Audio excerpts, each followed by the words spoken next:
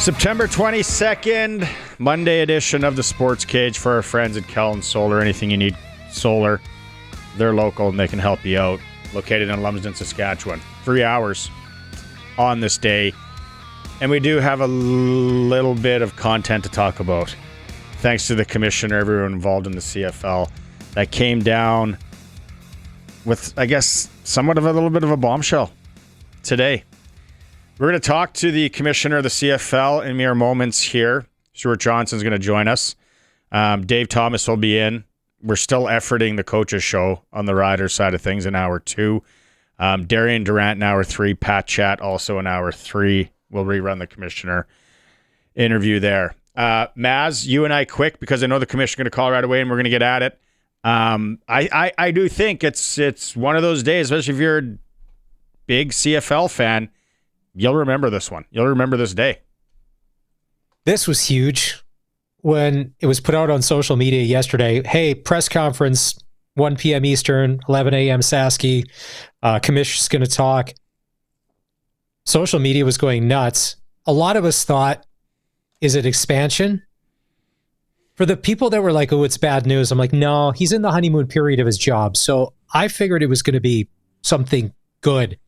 I didn't realize the scope of what they were going to. I thought if they did one or two things, but they went layers deep. And some of these things are long overdue. The Rouge thing, which screwed the Riders last year in Toronto. Did that cost us the Western Final at home? We'll never know. Players on the same side, which is junior varsity football for kids that are 10 years old, professional athletes. But big changes. Goalposts to the end zones? To the back? What's that going to do? Smaller end zones, smaller field? On that, Maz, just confirmed 3:45 Mike Thomas from Football Saskatchewan will join us to talk about the rule changes as well. And I'm sure, I don't know how much they were given the heads up on a lot of things. It's a question we'll ask Stuart Johnson here coming up in minutes. But just, it's going to be a lot for amateur football. You look about any football field you see around, end zones are at the front. Might not have been the best thing for the last 100 years. It's kind of weird. Even when my kids recognize it. So I think it's a good thing. But now, and field turf, and you got to start repainting things. And if they don't adapt to it, which I can't see how the collegiate and they play in the same stadium, you're going to have to. Like, it is going to be a pain in the you-know-what. But you're going to have to. And at the end of the day, we lived through COVID. Isn't anything easy now after this? Just let's figure it out. Let's get it done. It's funny because you mentioned that in the past 5 years, a whole new corporate language has come around, like circling back and all that. And another thing that has come up, and now figuratively and literally, moving the goalposts is going to be a thing that's happening in a bunch of cities because the commish said, hey, I'm in charge on my watch. Move these bad boys back, tighten things up. And it was embarrassing to the point. Montreal, they can't even paint a normal stripe for the goal line. Their end zones are too small and they're angled off. Toronto has a 3-yard end zone, half grass, half AstroTurf. I mean, just bringing it in line. Some of these things are common sense. I want to ask the commish, because to me, on my wish list would have been scrap the divisions, make it a 9-team league, top 6 make the playoffs, so you get the best of the best in the Grey Cup. Why can't the Riders and the Bombers play? I think that has to happen. I want to know what was left on the cutting room floor. Any of these, was it tough to get them over the line, over the finish line? Hey, speaking of 30,000 feet, that's another one that came out. We're going to take a quick break. The commissioner of the CFL is going to join us when we come back on the Western Pizza Guest Hotline. Don't forget Prairieland Rentals text line all day. Let them go. 936-6262. What are you thinking about everything? Yes. Because Nathan Rourke came out and said, this is garbage. They didn't consult the players at all. Hey, Nathan, sorry, man. Just collect your check. Auto deposit, I'm sure. Play the game. Not that big of a deal. We'll be back. It's a Sports Cage, streaming at sportscage.com and around the home of the Riders, 620 CKRM. Joining us here on the Western Pizza Guest Hotline, the Commissioner, Stuart Johnston. Commish, big day for you. Did you get any sleep last night? That's my first question. I was looking forward to today. It's been a lot of work to get from there to here, but today was about unveiling what I think is just such an exciting piece of news. 151 days in office. I commend you. Because, anybody that's been a part of a business and you got someone that comes in and they make changes, the aggression on this to come out and the timing to put it out, I guess, a little past mid-season. Why the timing right now?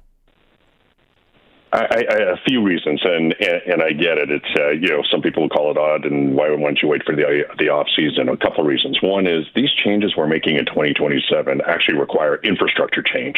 So I want to make sure that everyone's aware we're working on this. We're going to work with our turf. We're going to work with our goalposts and manage the changeover for how we're going to rework and reimagine our stadium infrastructure.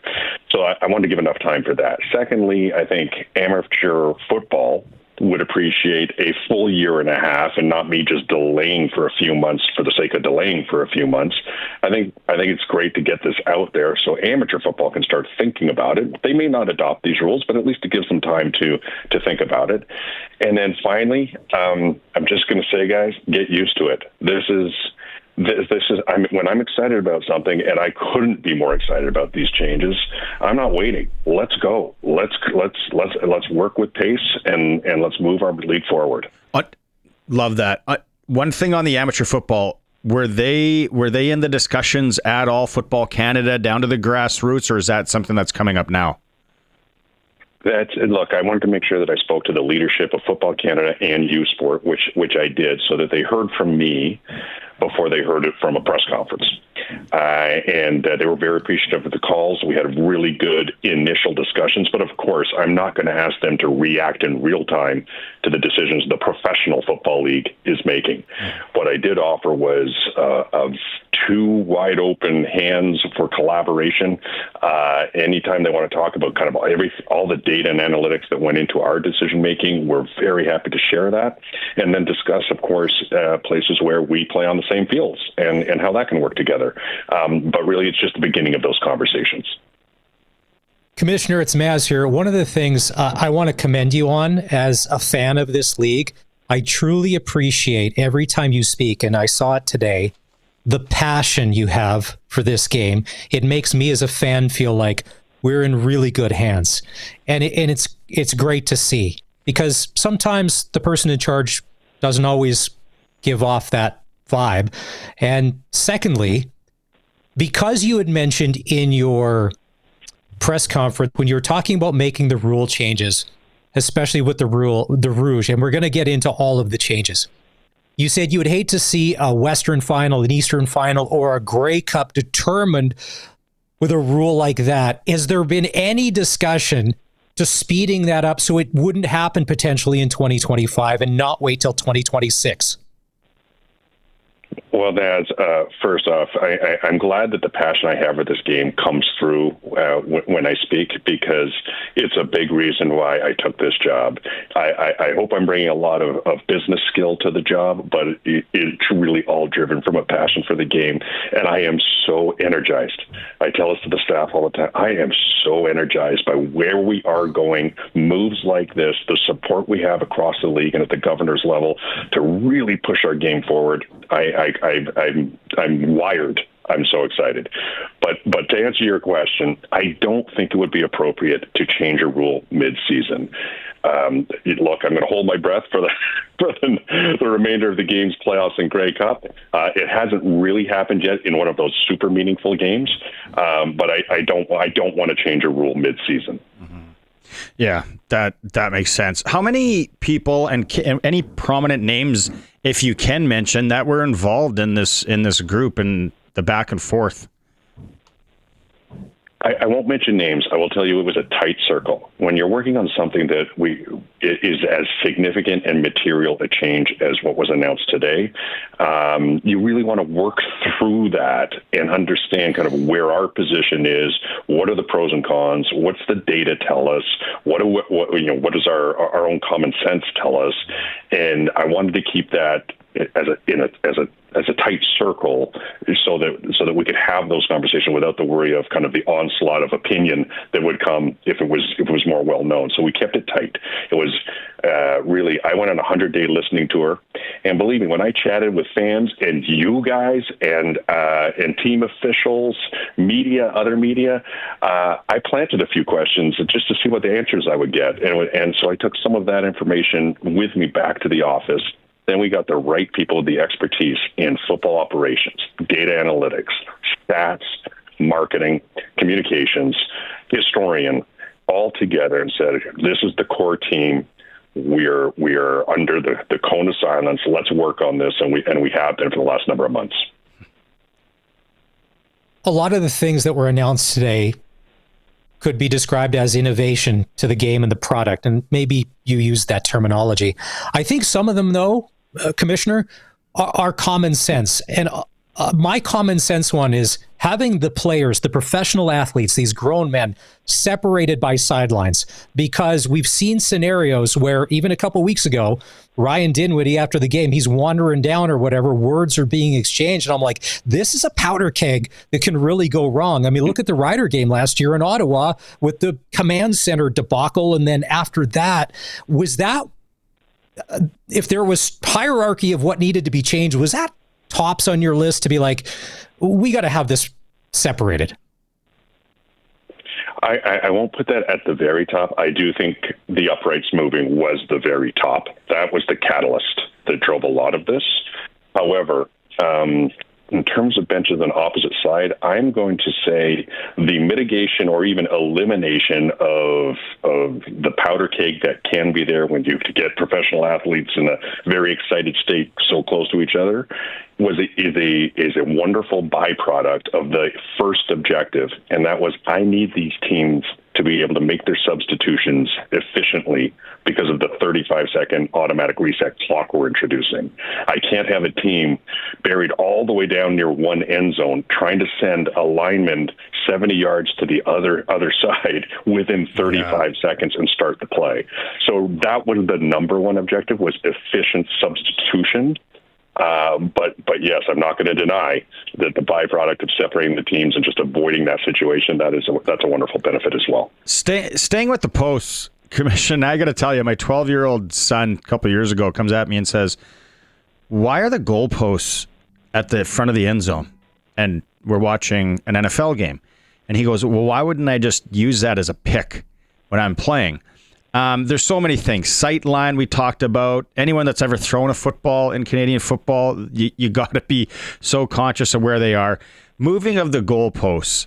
That is, you're also hoping there for that to create more offense with the goalposts out of the way, basically. We have. You're absolutely right, and you can tell your son that at the professional level, they use the goalpost as a pick, which is so. I've seen that before, and I think if you asked some offensive receivers off the record, they'd confirm that.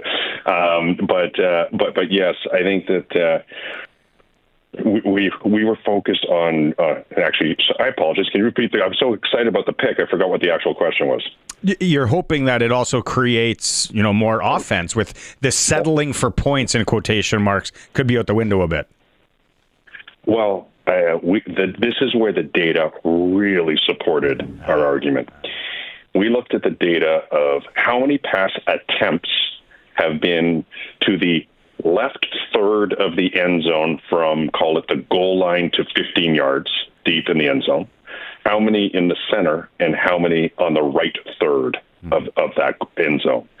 And it is overwhelming how many attempts and completions for touchdown are on the right third and the left third, and it's almost half and more than, or less than half attempts and completions over the middle. And It doesn't surprise you. I think you use the words common sense. Of course, quarterbacks aren't eyeing over the middle. They have to dodge an obstruction. And we take that out. We think we are opening up the middle of the end zone. And again, this is where our stats tell us we think we're going to grow completions in the end zone by 10%, and that can result in at least 60 more touchdowns per year. Wow. Nice. Commissioner, you said that change won't take effect till 2027 because it's an infrastructure thing that the stadiums have to deal with. For the common person, correct. I've seen videos on the internet where after a college game, they rip down the goalpost and they take it to a river and throw it in.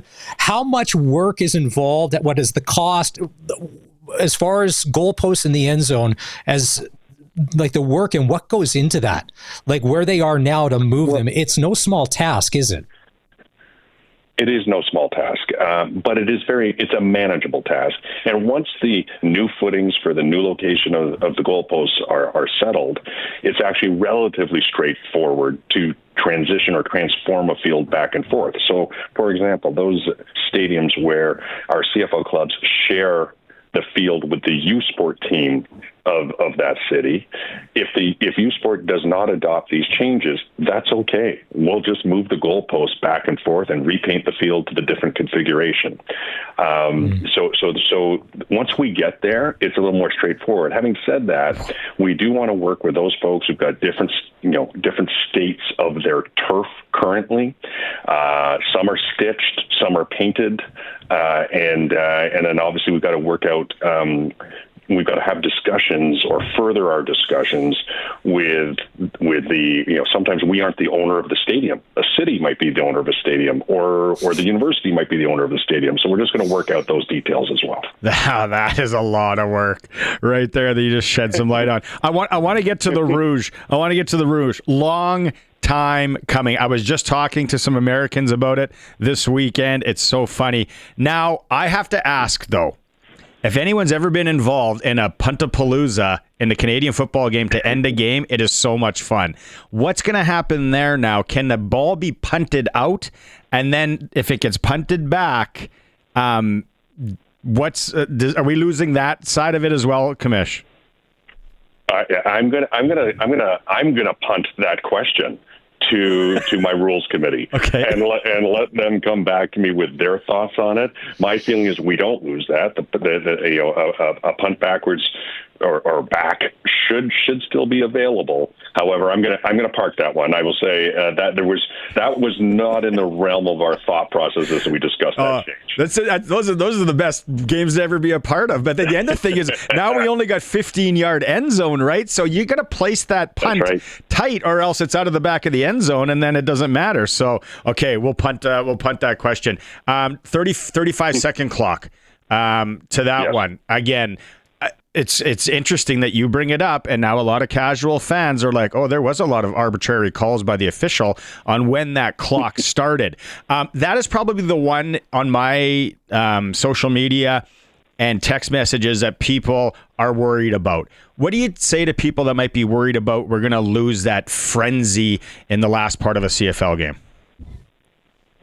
Well, I think that please don't be concerned about the ability for comebacks at the end of the game, which, however, I might argue the one thing we don't have at the end of our games is a frenzy. That's not how I would describe the end of our games. We have a great ability for a team 2 scores down to come back in the last 3 minutes because we stop the clock at every possible moment. Mm-hmm. And Hamilton this past weekend, they had a drive and completed it with a last-second field goal to win. They got the ball with 1:12 on the clock. It took 11 minutes in real time for that drive to go to completion. Mm-hmm. That's not a frenzy. Yeah. That's a casual meandering is how I would call that. So what we and the rules committee are going to work on is trying to find the exact right balance of offering teams an excellent opportunity for comebacks in the last 3 minutes of a half or a game, but at the same time encourage urgency so that we actually are moving at pace and maybe creating a frenzy. I would love for it to feel like a frenzy. I'm just not sure it does right now. Commissioner, yesterday when the tweet, the message on Instagram, Facebook, whatever went out that there was going to be a major press conference tomorrow, just know that if you're on any CFL channels, like Barney said, things started to melt down. People were losing their mind. A lot of theories going around, some crazy, some crazier than others. One of the things that I thought, and I've always liked, and I saw people post, eliminating the divisions, 1 9-team league, top 6 make the playoffs. You came from the TV business. Viewers, engagement, you know this. The Saskatchewan Roughriders and the Winnipeg Blue Bombers in the Grey Cup can draw a lot of eyes because they can do that in the regular season separately. But together, no offense if it's a Hamilton, BC Grey Cup, may not have the same appeal. Since you said the discussion is always ongoing and you like change and you want to keep evolving these things, is that something that may be on the docket in the future? I would suggest that's exactly the type of thing I would want to review. I'm not offering an opinion on that, and I'm not offering a direction on that. So let's just be clear. But that is exactly the type of thing that I want to review to say what makes sense. I know the staff at the CFL League office are tired of me saying, please don't do things just because we've always done them. Question everything, and then ultimately support why we currently do it with an argument, and then let's move on. And that would be a great example. I will question that, and we might find this is the best system, and let's move on, or maybe we'll offer a change. But that would fall right in the wheelhouse of things I'm excited to look at. All right, Commissioner, just a couple more, and these ones could be quick, kind of on the heels of that one.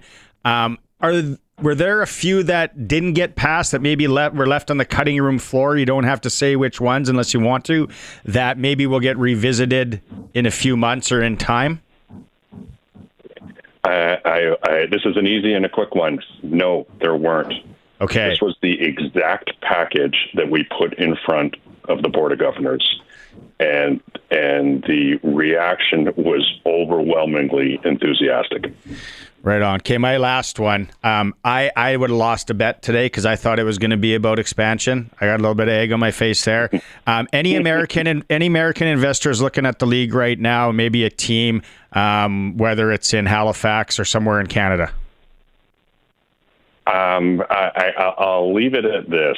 You've asked me this question before, and I think my answer has been, hey, expansion's not a top priority. It's, of course, an absolute objective. You can sense maybe today what a top priority was for me, and I'll continue to focus on things like we did today, and in terms of and how things like you suggested with the divisions. Expansion is always going to be at least on the middle burner of what's happening, and we receive a lot of incoming calls from Canadians and international, I'll say, folks who are interested in our league.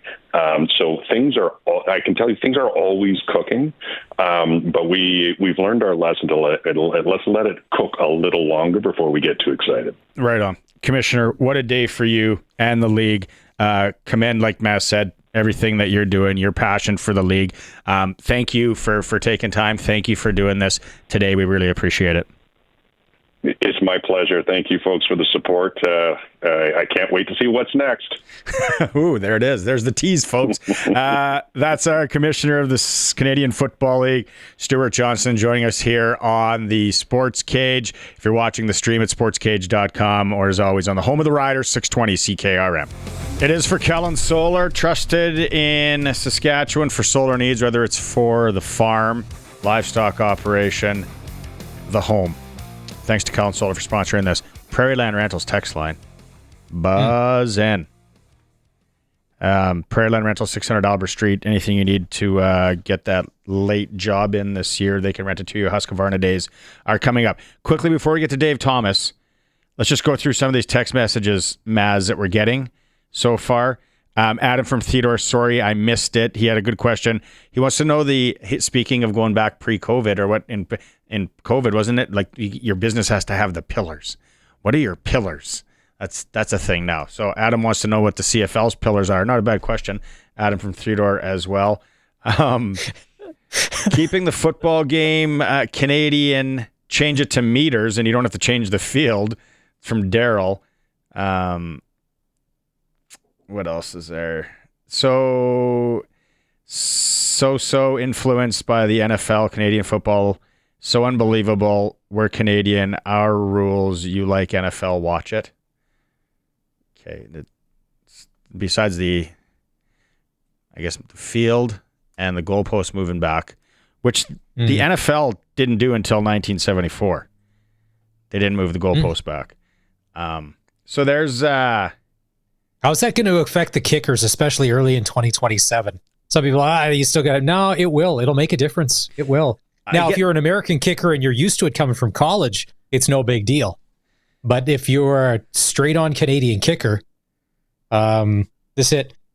We'd mentioned before we interviewed Commish, Nathan Rourke doesn't like these changes. And it's funny, he's the Canadian poster boy for the CFL these days. He's Mr. Canada. He called it garbage. We didn't ask the Commish if the players or the PA was consulted in any of this.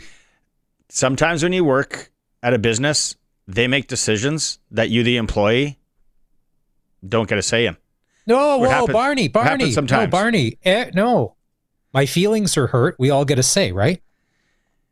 No, I don't get a say here. I don't. I know. Brendan also kind of mentioned that. He said, Rourke, when I get his frustration, companies make business decisions every day. They don't consult their employees. There's so many different ways to skin this.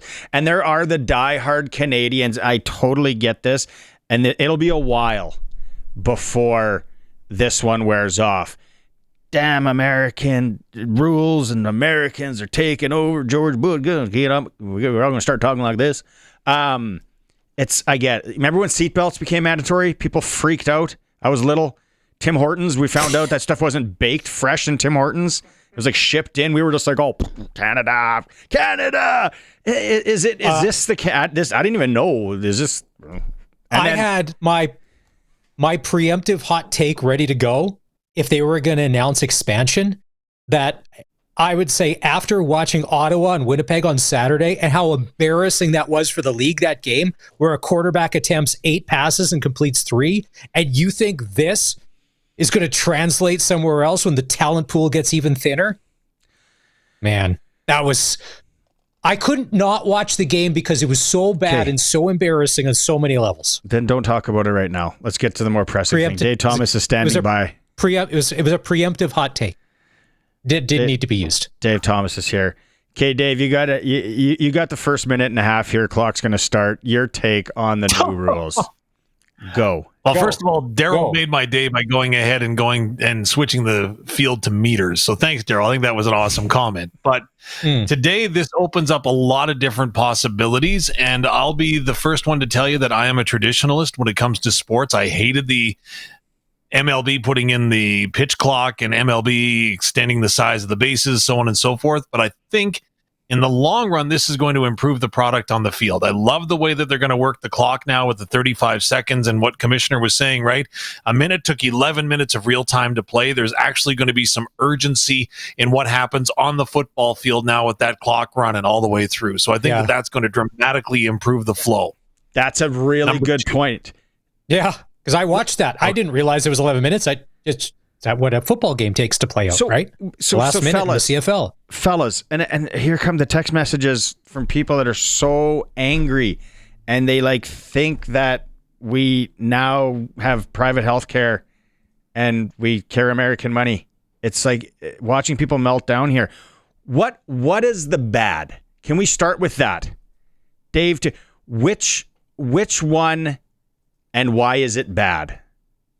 The one that I started off thinking was bad, and really it was the only one that I wasn't convinced on immediately, was the removal of the 55-yard line, right? So going from 110 to 100 yards. I thought to myself, really, that's kind of a Canadian thing. Why wouldn't you do that? But now looking into the analytics and the data involved, I can understand why they've done it. If you look in the NFL, fourth downs, right?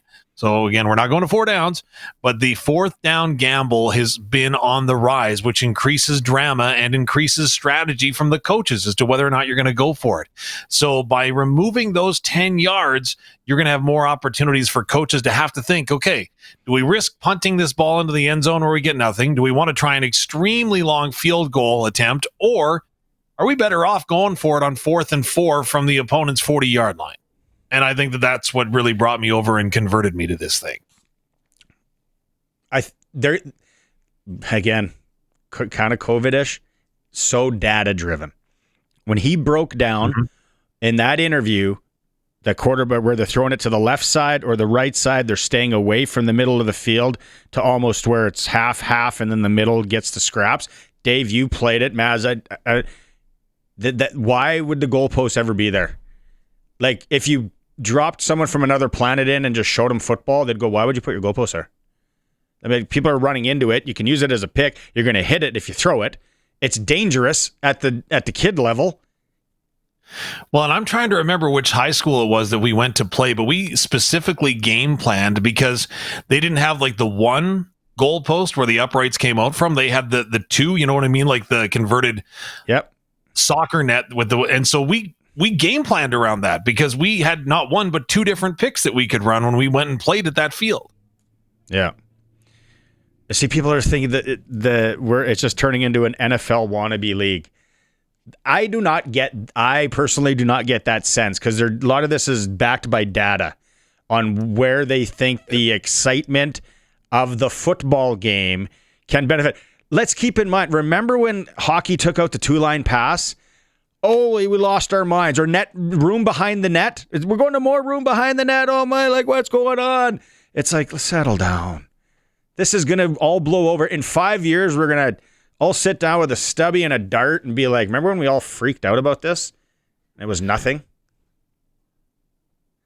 Don't forget that the game is going to remain the same, right? The waggle is going to continue. The 1 yard off the ball is going to continue. The 3 downs to get is going to continue. Like that's all going to still remain in effect. The one thing that I think that is so captain obvious that no one has gone ahead and talked about yet is the fact that by reducing the field from 110 yards to 100 yards, guess what?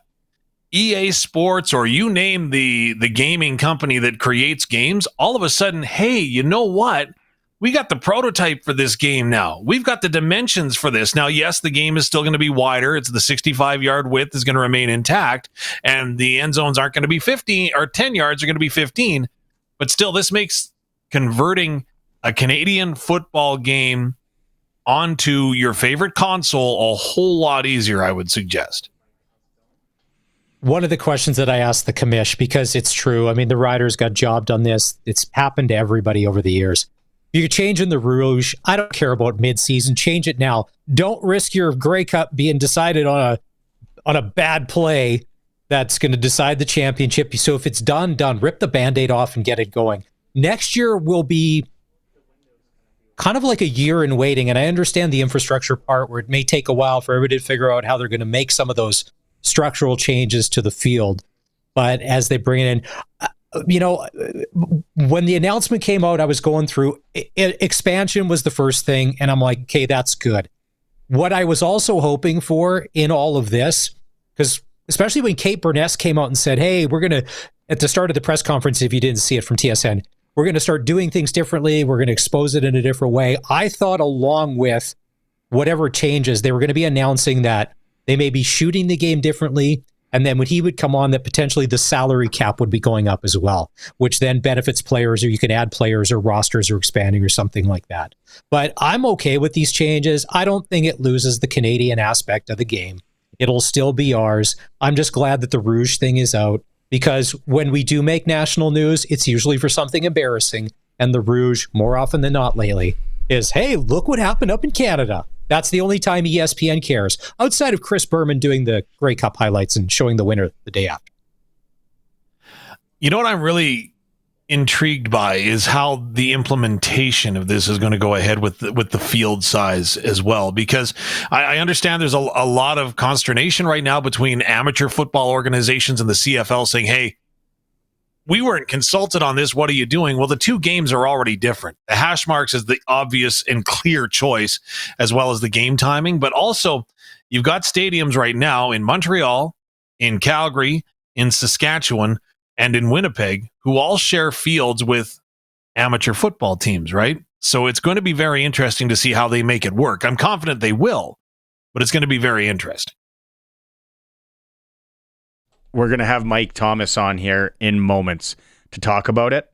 And I don't even know if they've unpacked everything yet. There's another COVID buzzword mass.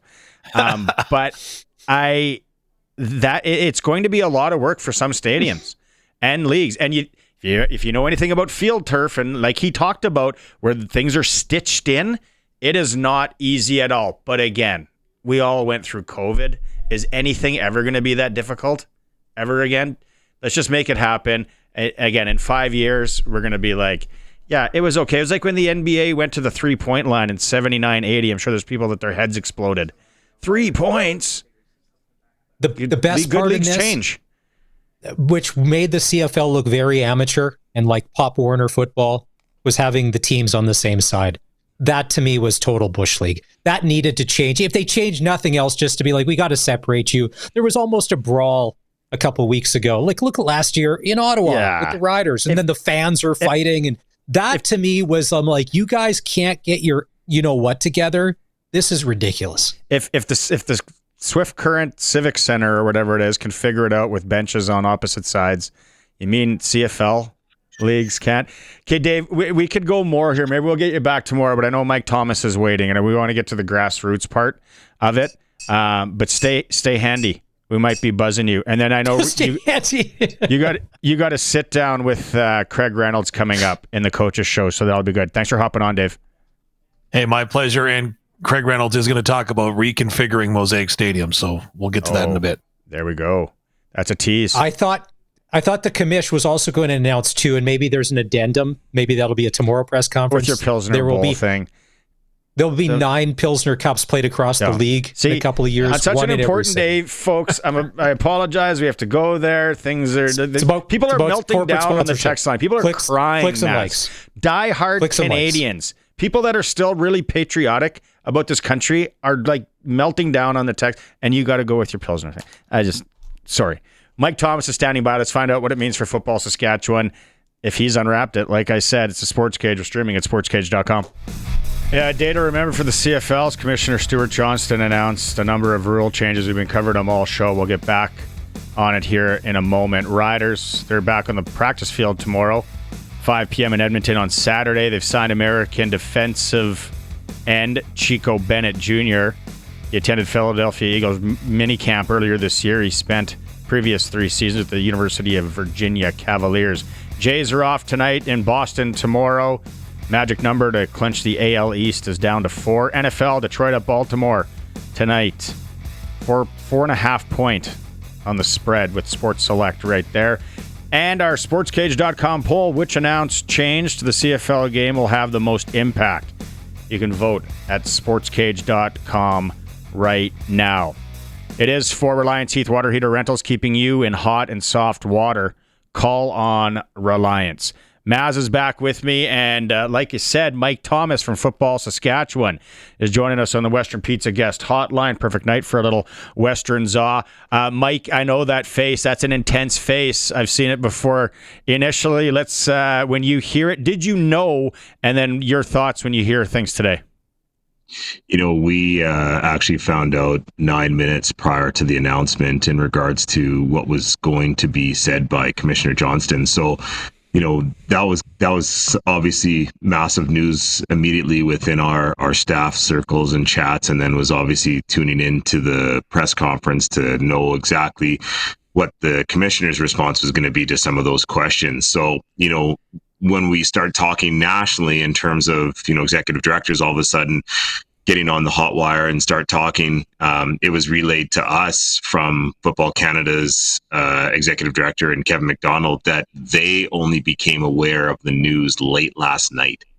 So nobody really has had any opportunity to unpack any of this other than what is currently happening across this country and internationally, obviously US as well, which is to start, speculating how is this going to be? What does this affect XYZ? So, I think Maz, I think you said it, or maybe it might have been Dave, sorry, who mentioned the fact of some of the CFL stadiums that also incorporate university teams, junior football teams, minor teams, and the massive implication it's going to have. I don't know if the people of Saskatchewan really understood that we were going to be paying for a potential stadium that would be then have to be retrofitted and changed and whatnot. But that's another conversation that will occur, and more so here to talk about what the implications could be from an amateur football standpoint. On the CFL side, if we just put amateur to side, as someone who follows the CFL, do you understand why he would want to make these changes and try and evolve the product in the league, as he says, strictly on a CFL front, with to do with nothing else? I guess the easiest way to explain it would be it's all about the Benjamins, as they say in the US, if that's the best way to put it. Money aside, and that's really kind of when you start to look at it from a marketing standpoint and how they can look to increase some of the creativity in the league. We've seen some adoptions that have happened already in terms of the adjustment for the hash marks that all of a sudden came in, which was kind of an American thing, to allow teams to be able to, have their start of drives and plays happen on interior parts of hash marks, which gave more space for the field to increase scoring. So, I guess the good question would be has that really worked for the CFL? And so when you look at this, the Commissioner Johnson, who's only been in office for, 160, 70, 80 days or whatever it may be, has come in with a huge swing for one of his first actions to come into play, which will have major impacts as we talk about, and you think about in our own space, in our own backyard. Think about retrofitting Mosaic. How is that going to look? Chopping off 20 yards, moving goalposts to the back of the end zones. Now you're going to have to put up a net to secure the ball from flying into the crowd every single time. That's going to affect the viewing standpoint, which isn't different in the US, so again, it's just going to be something people are going to have to get used to.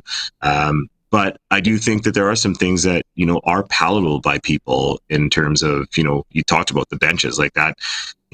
Barney, I think he said if Swift Current can figure it out to get that done, like that should be an easy one, right? And that shouldn't have been something that is a question. The clock issue in terms of 35 seconds being added, we were talking about it in the office in terms of how this could really work in the game and how the flow works, but that also encompasses another group, which is the officials in that sense. So, the one I think, which is the most unique one, which I think a lot of people may be more in agreement is of the Rouge. I know that's been a big discussion in terms of, Toronto won a game off a missed field goal to get a single. I myself have been a part of a win in university football because of the Rouge, when John Ryan kicked it through the end zone in Calgary for us to win to go on to the Hardy Cup. So, there have been a lot of us over the years who've obviously benefited from the Rouge on both sides. But I think it has become a bigger topic of discussion as we've gone through football so much, so including this last little bit. I think, Mike, and it's not, so easy isn't the right word, but to throw new turf down, which probably has to be, what are they replacing turf in most football stadiums now? What's the lifespan?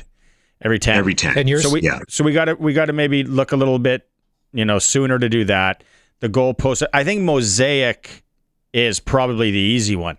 I'm thinking about all these other football fields now, and it's unfortunate in Saskatchewan we don't have more field turf. You and I we both know that. But every football field, right, to be configured now, will be a massive undertaking. I love the Rouge thing. I benefited from it as well in tournaments, but I've always thought, what if it does, decide like a Grey Cup game, or it's unfortunate. The clock side, the running clock, there's just a lot to unpack. Like, where do you go from here in your group? Are you guys discussing? Are you drafting a strongly worded email or letter? Yeah, you know what? And this is kind of tough, and I'll share this with the listeners and yourselves. Is that Football Canada and us provinces, we're currently in discussion with the CFL on probably the next announcement that may be coming from Commissioner Johnston's office and some things coming down the pipeline. So, we're partners in a sense from a distance in another aspect. But, the thing is, at the end of the day, the CFL is going to do what they want to do. They have their own set of rules, which is different than the amateur rule book that we follow in the country. So, for them, they would do whatever, they want to do. Now, in terms of, how this works for, groups, it doesn't work. Right now, it does not. Because, when you look at, say, here in our city, Mosaic, we've got U of R Rams, we've got the Thunder, we've got Regina High School Athletic that's here. We have other community user groups that come in and use the field for other aspects. And it would be something that just couldn't work because of the fact that they play in other stadiums that would then maybe potentially get retrofitted or whatnot. It's just, there's a lot there in terms of how that would really kind of work. Taking out 40 yards, let me rephrase that. Taking out 20 yards of turf, not 40, 20 yards, 5 on each end zone with the 15-yard end zones, and then taking out the center line at the 55, that means there's more space available, I guess, when you kind of look at it in terms of, if you're looking at being on that field, not ripping out any more turf, just kind of adjusting lines and things. But that's a lot of money. When they made this line change in terms of the hash marks here in Regina, for high school athletics and for university and junior football, they have to come, they being the riders, if I'm not mistaken, pay for the amateur lines to still be painted along the line of where it would be. And that's at their cost. So, that's a big amount. I can't foresee them all of a sudden coming in and moving goalposts after games to move it back to where it needs to be and retrofit. Like that's a lot.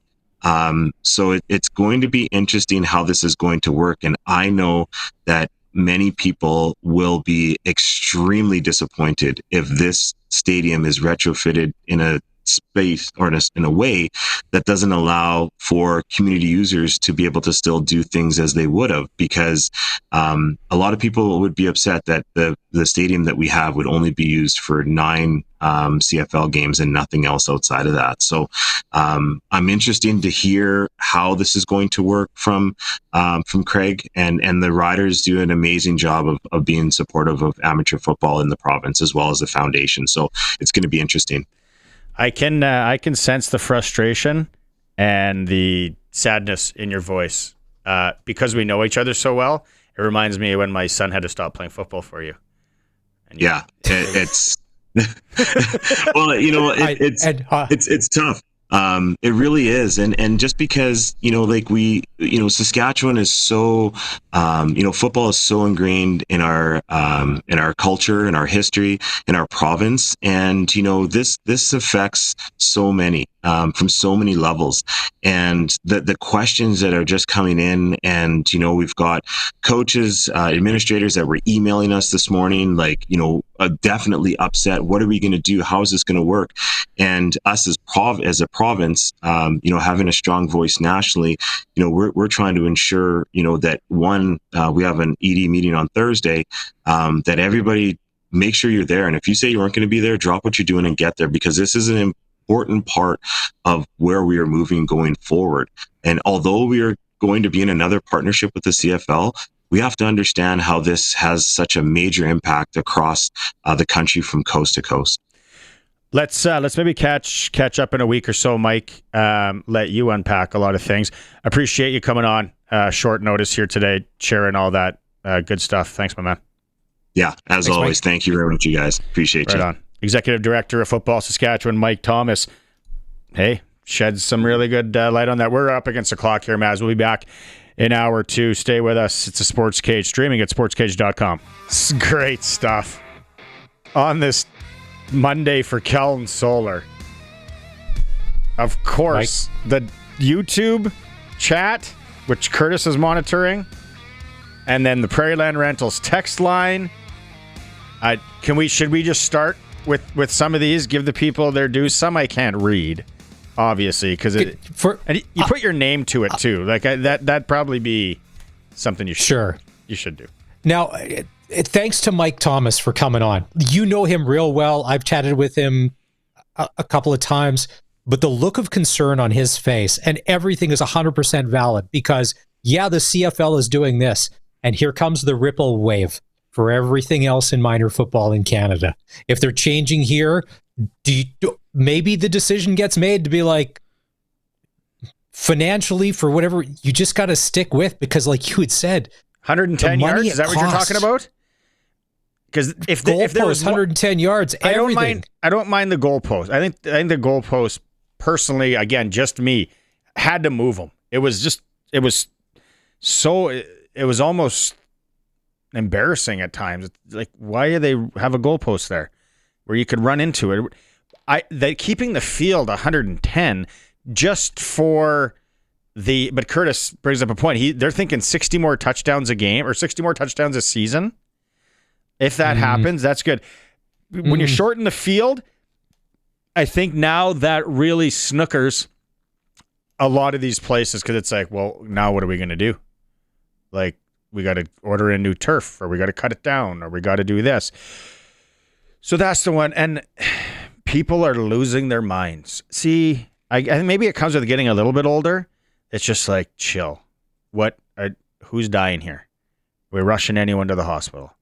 There is going to be a lot of financial, there's going to be a lot of fundraisers for some of these places to maybe redo their football fields throughout the years. But again, it's very similar to a lot of the COVID stuff. I think it was last year. Yeah, last year in Indian Head, I think Chris Getzlaff was part of a fundraiser for them to put in new turf in Indian Head, I believe. They do that. And natural turf, at least. Not, there's still work involved, but you don't have to rip up field turf. Again, that's where we are so far behind in Saskatchewan, and a lot of it is because of financially. We don't have a lot of field turf. Like, I'm trying to think in Saskatoon what they have now for field turf. And a lot of people out there are probably like, what is this? What are you talking about? Who cares? When you have field turf, you can play in the rain. Kids can play in the rain. Because Regina, the city of Regina, babies their fields like something I have never experienced anywhere I've lived in my entire life. It could be raining in one section and totally dry in the other. They'll close the whole fields for all the whole city, just arbitrarily. And if you have field turf, kids can go play more. Soccer is kind of taken over huge. And you're kidding yourself. I'm not a big soccer fan. Kids played it, love it, think World Cup's great. Soccer is going to be the biggest sport in Canada in however many years. There's no doubt about it. It's the international game. It's very accessible. Game. And from a cost perspective, it's not like football or hockey or golf or anything like that. It's, some cleats and some shin pads, and you can probably go run around. Benny said, not such a smart idea, stitching the lines into turf at Mosaic, eh? Yeah. Again, they get that has to be replaced anyway every 10 years. It should. So Mosaic probably isn't the big one but it's just the user groups. The fact that at McMahon Stadium, they just put in new turf this year, and they're going to have to change it. And they're already in one. Hockey rinks on hold. We need turf. Oh, yeah. Could you imagine? Find some used stuff from the States. It seems the bulk of people, this is from TC and Medicine Hat, seems the bulk of people upset with the changes are blue hairs and baldies. I think these changes are great. Cheers, boys.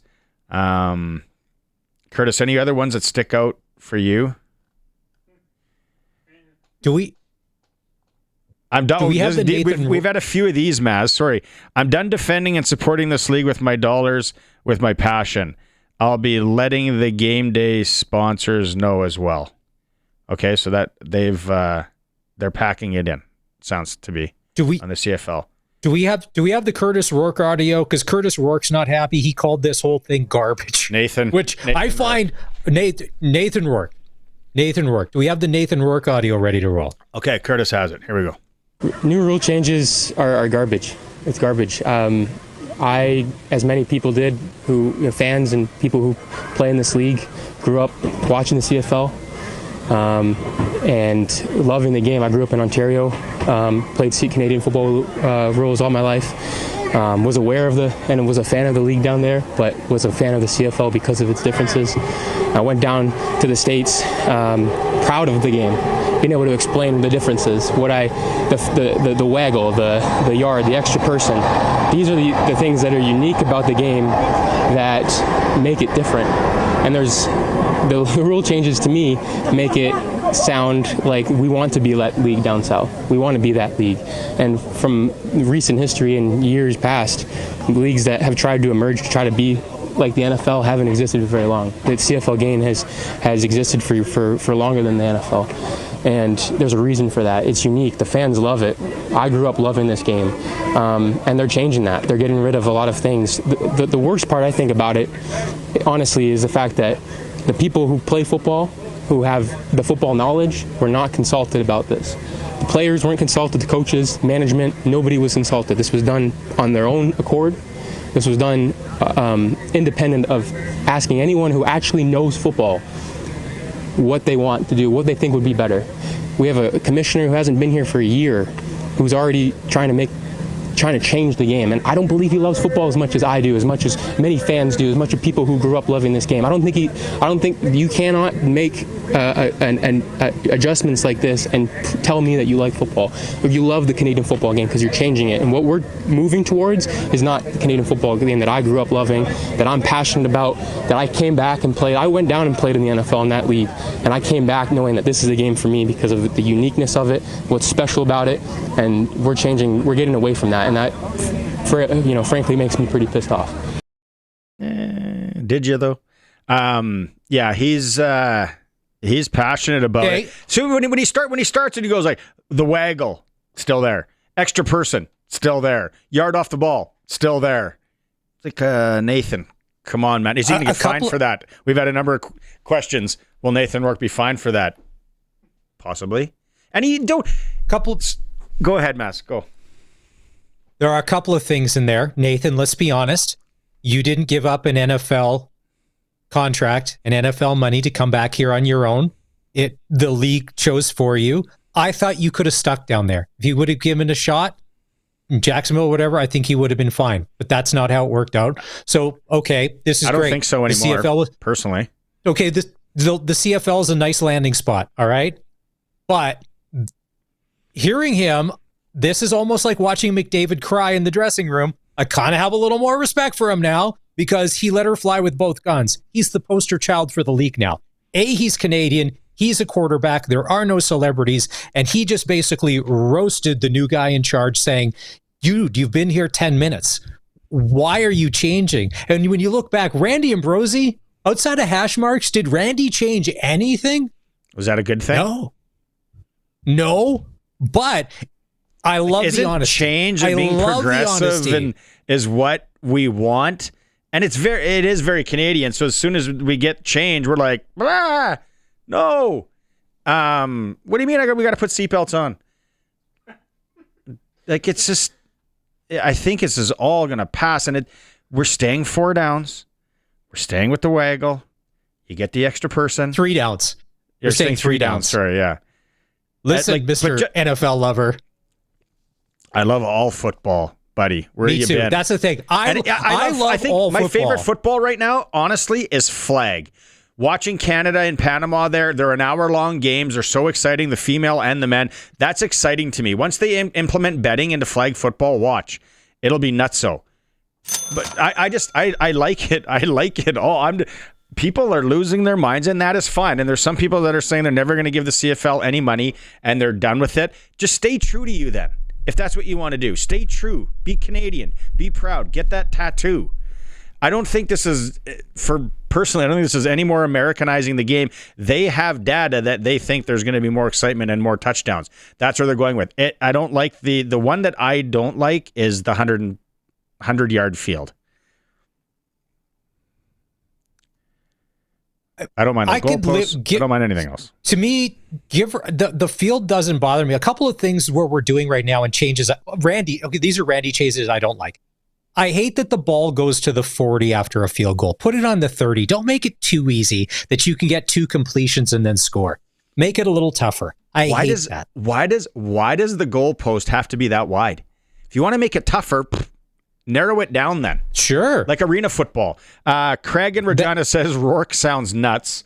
They took the steel post out of the middle of the end zone. They made the field the same for every stadium in the league. They took away the chance to kick the ball out of the stadium and win, and they put teams on opposite sidelines. Still a very Canadian football league. Sharky said that. Our balls are still bigger. Okay, yeah, they didn't change the ball too. They're staying with the same ball. They didn't change the ratio. See, Travis says we went from radically Canadian to pathetically American. I echo Mike Thomas's words. Terrible choice by the CFL. And there's like so many people are passionate about being Canadian now. It's crazy. It's like we've never been more divided as a country, but now all these because we're shortening the field and moving the goalposts.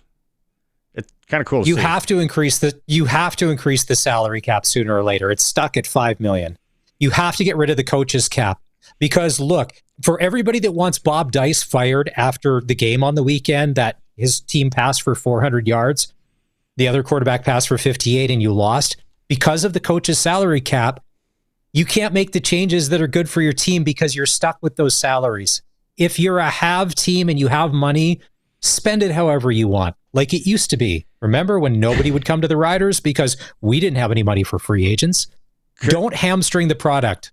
Make the product better. Pay the players more money, no coach's cap. Talk about the ratio. Just talk about it. Maybe you don't change it, but at least have a discussion. Are we just printing money and just throwing it out everywhere? Or are we going off, is it a business plan? We're going to bring in this much money. This is how much we have to pay people and expenses. And if we have some money left over, I don't think you're going to say raise it and all that. Just like Rourke saying how Canada loves the CFL and fans love our game. Yeah, some do. But buddy, look around. Yeah. Look, the next time you play Ottawa in your barn, look around. You'll be able to talk to people. Without a free concert before the game to draw people in. Yeah. I would say exactly. So just, you have to know there are people, and they're on our text line. They're us, passionate. We'll argue with somebody in a bar for 3 hours because of the passion and the love. There are many people that are indifferent to sports, let alone CFL football. And especially with the world we live in now, to be like, that's the last thing on my mind. It's the last thing on my mind. Coach's show today, we've had to pivot a bit, but we're going to get into it. It's going to be Dave Thomas. We want to go right at it now, Curtis? Okay, here we go. Coach's show for the week. Dave Thomas and Craig Reynolds. It's time for the SportsCage Riders Coaches Show for the Saskatchewan Roughrider Foundation. Get your 50-50 tickets now for all Rider home and away games. Riders5050.ca and Steelcraft Doors Regina, made in Western Canada for Western Canadians. Pleased to be joined by Saskatchewan Roughriders President and CEO Craig Reynolds. A big day in the Canadian Football League. First and foremost, your reaction to today's announcements. It was part of the evolution of the league, and you know, as the commissioner mentioned, we're trying to evolve and make sure the product remains entertaining, and the whole goal around today's announcement was to keep the game moving. Obviously, transition from less field goals, more touchdowns, more scoring, which obviously leads to a better product for our fans. So that was the reason behind the changes, and just part of the evolution of the league and the commissioner's vision. Fans have been reacting across the country. I'm assuming that your phone has probably been busy in your office as well. Yeah, a little bit. Like, it's mixed with anything. Anything to do with change, obviously, you get mixed reaction. A lot of support for, I think the reasons behind that, to try to increase scoring. And then obviously there's concerns, as there always is, around, any change to our game. And so it's been mixed, and so we kind of expected that. And so we'll pass that feedback on to the league and try to get back to our fans. So I guess let's start by talking about the process. Who initiated these changes? Yeah, it was mostly, it's CFL led. But I know they had people around that table who had excellent, knowledge that could input into that, and a lot of it was data driven too. So just in terms of looking at the data around what happens, how teams operate near the end zone, and then obviously indirect and some direct fan feedback too. And in the end, what was the process of making these changes come about? Well, I think it starts with, the commissioner starting those conversations, and he gathered a small working group under an NDA, and they started sort of looking at what changes would improve the game, improve the product, improve the excitement of the game, increase scoring. So that was, to my understanding, the mandate, and these were the changes that they came up with. I was once told that everybody wants progress, but nobody wants change. Did you have to be cognizant of what message this sends to the fans? Yeah, I think that's always top of mind. Obviously, our fans are extremely important to us. And you're right, though, you have to have that delicate balance, act of adapting and evolving and evolving to sort of a modern sports environment, and even a modern in terms of how people consume products now, and obviously touchdowns are things that people consume in highlights are very, very important now. So just adapting to sort of the current environment is important. So it's always a delicate balancing act between respecting tradition and respecting what makes our league, unique, but also being willing to evolve. Which of the announced changes then today do you think, Craig Reynolds, will be the most impactful today? I think obviously the change of the goalposts. I think just opening up that field there, the end zone when you're in the score zone. The data that the CFL sort of provided sort of indicated there's going to be a significant increase in touchdowns, they believe, and increased completion percentage in the end zone. And so anytime you have an opportunity to score more touchdowns, and with all respect to our kickers, less field goals, I think is a good thing for fans, because that's what fans. The touchdown is the most exciting play we have. There's a reason that Gaynor drives around the field after touchdowns and not field goals. The 35-second timing rule. What are your thoughts on that? Yeah, I think that the consistency is the biggest thing. I think right now it's something that's a little bit misunderstood, honestly, where everybody thinks it's a 20-second running clock. Right now, it's not. So it really it can be really inconsistent right now in between plays, the distance between plays. So I think you're going to have a fair bit of consistency there, and I think there will be a sense of urgency as well. Just teams will have a different sense of urgency because that clock's running. Do you think it'll have an impact on how the final 3 minutes of a football game is played? Because they're some of the most exciting 3 minutes in all of professional sports. Yeah, no, my understanding of that in particular is the rules committee is going to be looking in particular at the last 3 minutes, because I think everybody understands that the last 3 minutes in the CFL are unique and special, and I think there is a lot of work that needs to be done just to ensure that those sort of comebacks and sort of last 3 minutes remains an exciting part of our game. There's obviously an infrastructure component to the changes today. Have you discussed with the city about moving the goalposts here at Mosaic Stadium? Yeah, we so obviously this was kept really quiet, and so we had a very initial conversation with them around that. So those are the things we have to work through going forward now. So back to the configuration of the field, do you think that will allow for more seating potentially? Yeah, that's one of the opportunities, I guess, that arises when you change the size of the field, is we do have additional space. And you've seen those successfully executed in other stadiums where there's, whether it's premium seating or fan, things similar to what we have going on in Peel Country. They're very, very popular. I can say that with certainty. And so there's potentially some, additional opportunities as a result of that.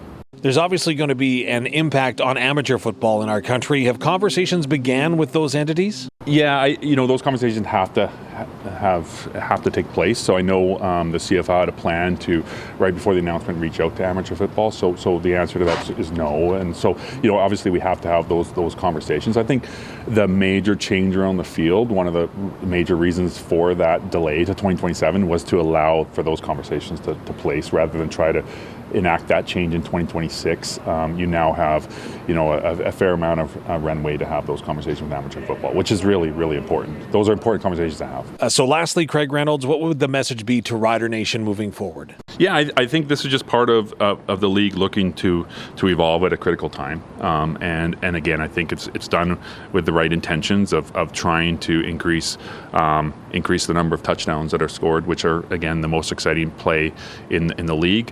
And you know, the consistency amongst the play clock is, you know, and then the rouge has been talked about a lot. So those three changes, you know, we're all done with trying to improve the product and the entertainment value of our league. Clutch performer, Maz, I'm going to defer to you. Is it Chris Is it Chris Streveler? Well, that would be your unclutch performer. No, hey, you know what? It was horrible to watch, but if you mentioned it three times this show, three of 8 passes and still win a football game, the bigger clowns are the Ottawa Redblacks, who need to be relegated to like maybe U Sports, because you let that happen. You passed for over 400 yards. You had 4 or 5 turnovers, and you still, those Bombers. I said it on the show on Friday, and I said sooner or later they're going to have to. I said with Dave Thomas, the pride's going to take over, and they're just going to have to go out and win a football game despite everything that they've got going against them, which is mainly their quarterback. Good on you, Peg. You're my clutch performer. Unclutch. Well, kind of clutch, because I'm glad that they won, because it just showed how bad Ottawa is and that they're the worst team in the league. Mine is clutch. The Regina Thunder defense. Now, we joked about this last week, where can't the Hilltops and Thunder just play like a best of 5, and maybe we go to the Okanagan, or they come here. No, they come here because it's way too expensive. And then we just kind of do that because they play these other teams. But then they go into Winnipeg and they win 41-40. But Winnipeg, and I didn't watch the game, did the reading on SportsCage.com. They went for the win. The coach, with his raisins, he said, "Let's go. We're going to win this game, boys." And they went for 2, and the Thunder defense stopped them. So now second guess yourself. Winnipeg. Hey, Winnipeg Rifles coach got to be in hot water. Let's shift our anger towards him. But good job by the Regina Thunder defensive quadrant in the 41-40 win. Did you see, was it the Okanagan Sun? They beat somebody 94. Was it 94-0 or 96-0 on the weekend? I didn't see that. I'll check that. But it was gross. And I'm like, oh, okay, maybe we don't want to go fly out there. No, they'd have to come here. That's right. We don't believe in their government, and the prices are way too high with their taxes. So you got to come here. Clutch performer for Nick Service in Emerald Park, your local Massey Ferguson Challenger, Rogator Gleaner, and Fent dealer. Call 781-1077. Back to the text line. Curtis is buzzing over there on the YouTube one. Eli's sent a few in. We got him, Eli. We hear you. He's selling out. Rubbage. Commish has to go. Oh, worse than the last guy. We're firing the commish already. Whoa. Eli's on. John the Habs fan. If Stuart Johnston wants to be an American so badly, he should resign and move. Maybe the NFL will hire him as a water boy. I agree with Nathan Rourke. These changes are garbage. Okay. Keep going here. Go ahead. Can we go back to the Nathan Rourke thing for just a sec? Nathan, if it would have worked out, you would still be in the NFL and you'd happily be there cashing large checks. So on one hand, I get it, but it's a little disingenuous that if it would have worked out down there, you'd still be there and happy you could play your whole career there. Like his brother, who we drafted, may never come up here. He sticks with the NFL. They've all said it, Darian. Everybody says that's the pinnacle as far as players and coaches and money and all of that. So I agree with a good chunk of what he said, but there's a few things where I'm like, hold the phone. Roscoe seems like he's calm up there in Kinnersley. People are getting worked out about something that's a hell of a lot of work and went into it. And making a decision is not good in a matter of seconds. I think Roscoe's saying that there was a lot of thought process. I asked him. Some people are like, oh, you asked him softball questions. Da, da, da. Well, first off, my gig isn't to piss people off. Really? Like what? What? Yeah. Outside of here, maybe. What? I'm like, I don't mind change. I am not like, there's change every day in my life, and I'm up for a new cell phone. That scares me. Those are the changes. But the one thing I did ask him was who was on this committee or this group, this posse, this gang, if you will, and he didn't want to name names. This is just speculation. A guy that we know really well, I figure would have had some say in this consortium. Maybe. There's probably people that are hiding in plain sight that obvious, and then there's going to be people that probably offered tremendous insight that we will never ever know of, but had strong opinions and thoughts on this. And what we're angry about today, by Wednesday, if the news cycle changes, people may forget all about this and go, oh, wait, it's not till 2027. It's 2025. I'll be outraged then. Yeah, for forced to never go outside again and wear masks and all that. That we would put up with that. We can get through this, people. Trust me, we will get through this. This is giving away a pizza in the first period. We'll be good. Barry's Can been we go back super to you saying that here. you don't want to make things hard for people or make life hard for anybody? No, I don't like to piss people off. Yes, I heard that. He's like, what's with all this? Barry's basically asking the secrecy about who the people are in this group. And I'm sure that'll come out at some point. Loose lips, right? But he says, so now our league is being run by a group of who behind closed doors. The message is don't question us because we know better than you, Barry. And there's a couple other messages on here like that I would have to go through. I totally get that.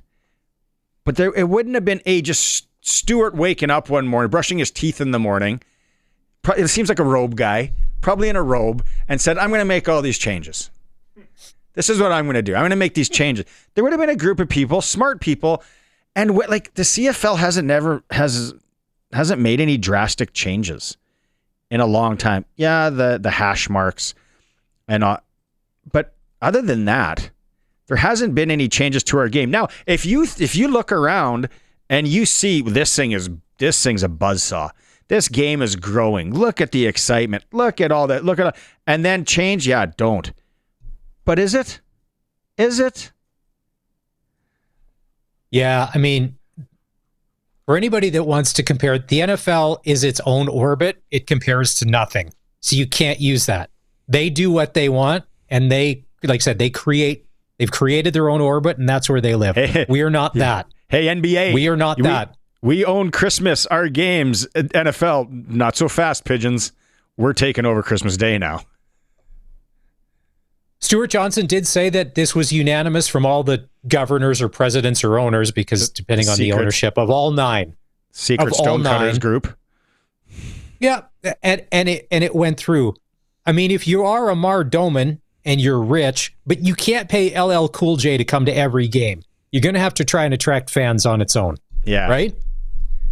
We can't just you can't rely on gimmicks. Sooner or later, it has to come down to the product. And then also too is they need to figure out a way how to be successful like other sports, especially the NFL, where you can make money whether or not there are fans in the stands because of what you're doing online with the different platforms and the digital content. Okay. Brian. Sorry, Brian, I don't think I'll get to your first one. I'm a CFL fan and a fan of these changes. They kept the wide field, extra man, waggle to keep Canadian flavor. One more change I'd like to see is the use of the Duke football. Oh, Brian. Yes, the CFL ball is similar, but I take the Duke and throw stripes on it. So he's talking about the NFL ball. Imagine if they would have said that today. Oh, these patriotic Canadians. It would have been revolting. Show me in the streets. So for people that are revolting, can I check your credit card statements? How much have you spent on tickets and at merchandise stores over the past 3 years with CFL teams? Yeah. I said, just like at the job of the client, and they were talking about we're done spending money in America. I'm like, oh, good on you. Really good job. Hey, all those Facebook ads that you run and Google ads, Yeah. and they just sat there with a stunned face. Again, I can be a jerk store away from here sometimes, right? Eli wants to get into Connor McDavid talk now. The CFL little ditty that we're doing might carry on all week. Scott Schultz wants to come on tomorrow. Luke Mullender's coming on with you Wednesday. Glenn Suter's in tomorrow. Arash Madani. I think Glenn knew more about this, and he probably signed the do not disclose, the NDA. There was a lot of the people. Non-disclosure agreement. And this was really tight-lipped. That's the other thing that I'm surprised. It didn't leak. And then Kate Burnett goes up there. I'm like, ugh. There's people in Porcupine Plain throwing things. But I was like, what? Are they making an announcement on the rights? I'm like, that wouldn't be that That's what big. that's what I thought. I'm like, this better not be big. we signed a 5-year deal with TSN or something like that. I'm like, really? That for this? That could have been an email. But when he got up there, because when people take a podium and they have notes, and you're like, oh, okay. When Stu got up there, no notes, and I'm like, whoa, it's a no notes situation. And then he just started rattling off things. And then you could tell that they were organized, because when they went to the video, and I'm like, oh, there's some thought been put into this. The Gary and Winnipeg, the Riders and Bombers are the only two teams that made money in 2024. Today's changes will not improve things in this regard. Big road guy. Gary and Winnipeg. Here's a question, and this is valid. This is for every game, every situation, and it didn't get addressed. The command center sticking its neck out or keeping its neck back in, depending on the game and the situation and the quality of the refereeing. There's all of that. That is something that is always top of mind with fans. 1 week it's this.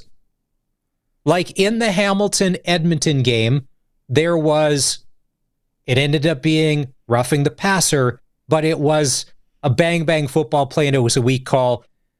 Hamilton gets 15 yards, which moves them down the field. They kick the field goal.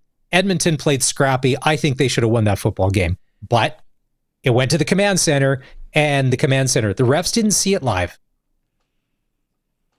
I'm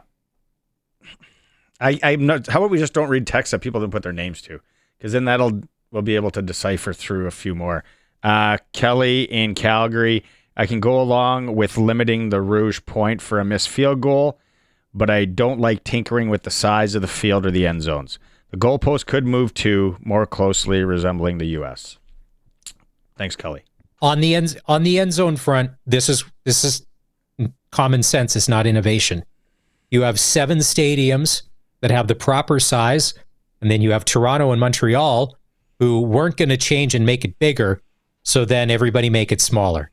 And then in Montreal, when you watch the highlights in the end zone, they're angled off. They're not squares. So once again, it's comical, like having them on the same side of the field, where the end zone, like even in Montreal, they won't even paint the same width stripe that is in the 8 other stadiums for the goal line.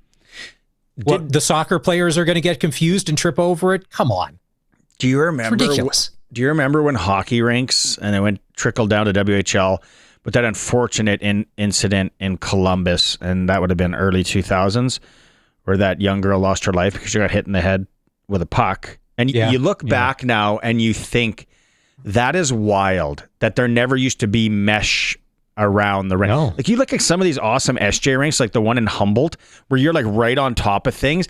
Pucks just used to fly everywhere. The Brandt Center, but I remember because I think we were on Global back then. It was the outcry and the people losing their minds over netting going up and hockey rinks. And then there used to be a day when hockey rinks weren't all the same size. And then now they all have to have the same glass and the expense of all that.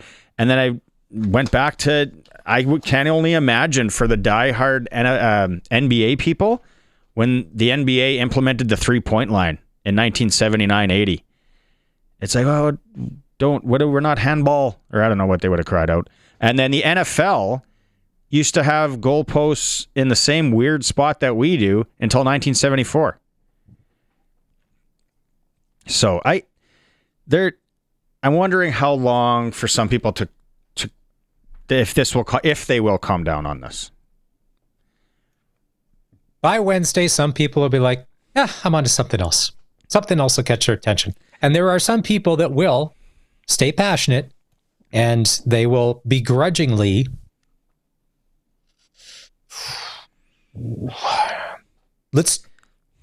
can we drift back to reality for a sec? We have a 10-3 football team. We're going to Edmonton to play this weekend. It's actually been a pretty good year to be a Rider fan.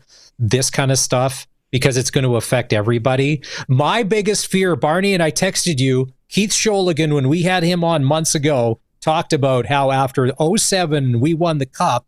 Oh, here comes Ottawa back in the league, and here comes the dispersal draft. And that wrecked the Riders because they lost 2 defensive tackles, and it adapt, stay alive, make it work. Maybe our front office wasn't as good back then as it will be now. I totally thought it was. I thought it was American money expanding the CFL to possibly a Halifax or somewhere. That's what I thought the announcement was. So I was wrong. Is that still coming down the road? Clip this show, September 22nd. American investment, another Canadian team. Just what I had thought. John, the Habs fan, puts his name to it. He says, these are garbage rules, completely take away from the identity of Canadian football. John does not like them. So, John, you still got the waggle. You still got the extra man. Point off the line. The ball. The wide field. Can Curtis find the clip from 2018 or 2019? Possibility. When Cody Fajardo in that playoff game hits the upright. And we lose in the playoffs to Winnipeg. Yeah. Right here. Oh. Again, if you've ever thrown a football and you've ever played Canadian, those goalposts are spooky. Unless you want your guy to run a post pattern right through the middle. Yeah, that's a tough look right there. And then, hey, if you missed it, we're going to run it again in hour 3. Stuart Johnston talks about the data that they have to where the balls are thrown in the end zone and where they think it'll be better. Keep the text messages coming. We're going to try and get to as many as we can. We really appreciate it. Doesn't matter if we're on different sides of this. I think we're going to be okay. I think we're going to get through this. We've been through worse. But keep them coming. Comments are good. 936-6262, Prairieland Rentals text line. Still more to come. It is a Sports Cage. We're on the home of the Riders, 620 CKRM. It really was a day to remember for CFL fans. Commissioner Stuart Johnston announced a number of rule changes coming up starting next year. You can go and vote at sportscage.com. Because the question is, which announced change to the CFL game will have the most impact? Go on there and vote. Riders are back on the practice field tomorrow, 5 p.m. kickoff in Edmonton on Saturday. They signed American defensive end today, Chico Bennett, 6'4", 256, attended Philadelphia Eagles rookie camp earlier this year. He spent previous 3 seasons collegiately with the Virginia Cavaliers. Jays are off today. They're in Boston tomorrow. Magic number to clinch the AL East down to 4. NFL tonight, Detroit, Baltimore. Ravens minus 4.5 for the point spread with our friends at Sports Select. Detroit's 330 on the pro line. Got to win by more than 3 there. That is your ticker in hour 2 for Extreme Hockey and Sport, where they have the price match guarantee. You're into shopping local, they can get it done for you. If you find a cheaper price, they'll hook you up. Check out the new Bauer Flylight gear that's in as well. Extreme Hockey and Sport. All right, Maz. Let's go back on the Prairieland Rentals text line here. Are you reading any of the texts? I feel like I'm getting a nosebleed here and a headache by going through all these. I've been busy. There's a lot of memes happening right now. I've been putting that into the Teams chat. There's a lot of stuff, some usable for the broadcast, others just more for our amusement and a good laugh. Jeff on the YouTube one. I don't look at the YouTube one that often, but I saw this one. Also, Jaden sent in a good one too. But why take the Duke and throw stripes on it? What would that prove? Is that what prevents folks from going to a CFL game? I guess he's being a little bit cheeky there. Then he says you have no choice but to change the field size if you move the goalpost. Otherwise, no one's going to try a field goal outside the 30 or 25 yard line. And Jeffrey, think about it though. That makes it interesting, doesn't it? When you're lining up from the 5-yard line, that's a tough field. I know it's not what it's going to be anymore. And there's just some that we can't read because, this is a radio show. If this was a podcast only, we would be able to do it. What do you got, Maz? It's funny. You quickly, last segment, you mentioned hockey, and NHL preseason started over the weekend. And for a lot of people, they were obsessing last night. And now, Oiler fans, you lost one, but you won the other. But the game that you did win in Calgary with basically their full NHL lineup. So there is that. But now you've got to shift gears if you're passionate about your Oilers, Flames, and your CFL football to be like, I don't know what to text about. Why don't I just send in multiple texts? Yeah, get McDavid, mad. Oilers, Flames. I don't know. It's like you're that meme on the keyboard where you're just like the fingers are flying and you're hammering away.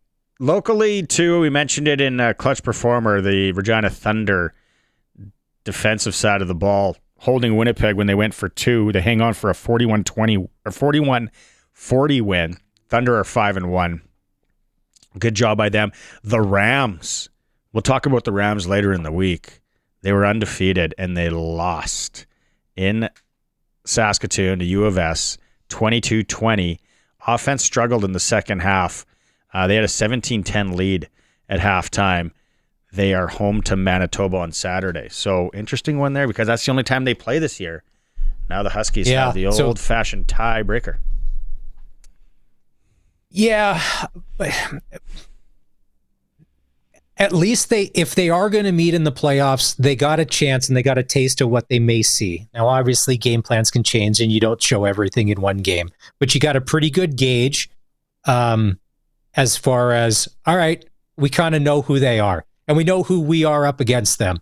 You know what? Are you going to go undefeated? No, but if you come home and you learn going, okay, we know exactly why.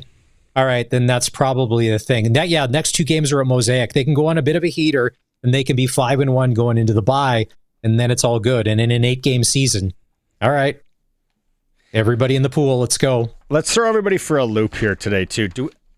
Kurt, you want to check on that Rams package? I think Nick sent something there.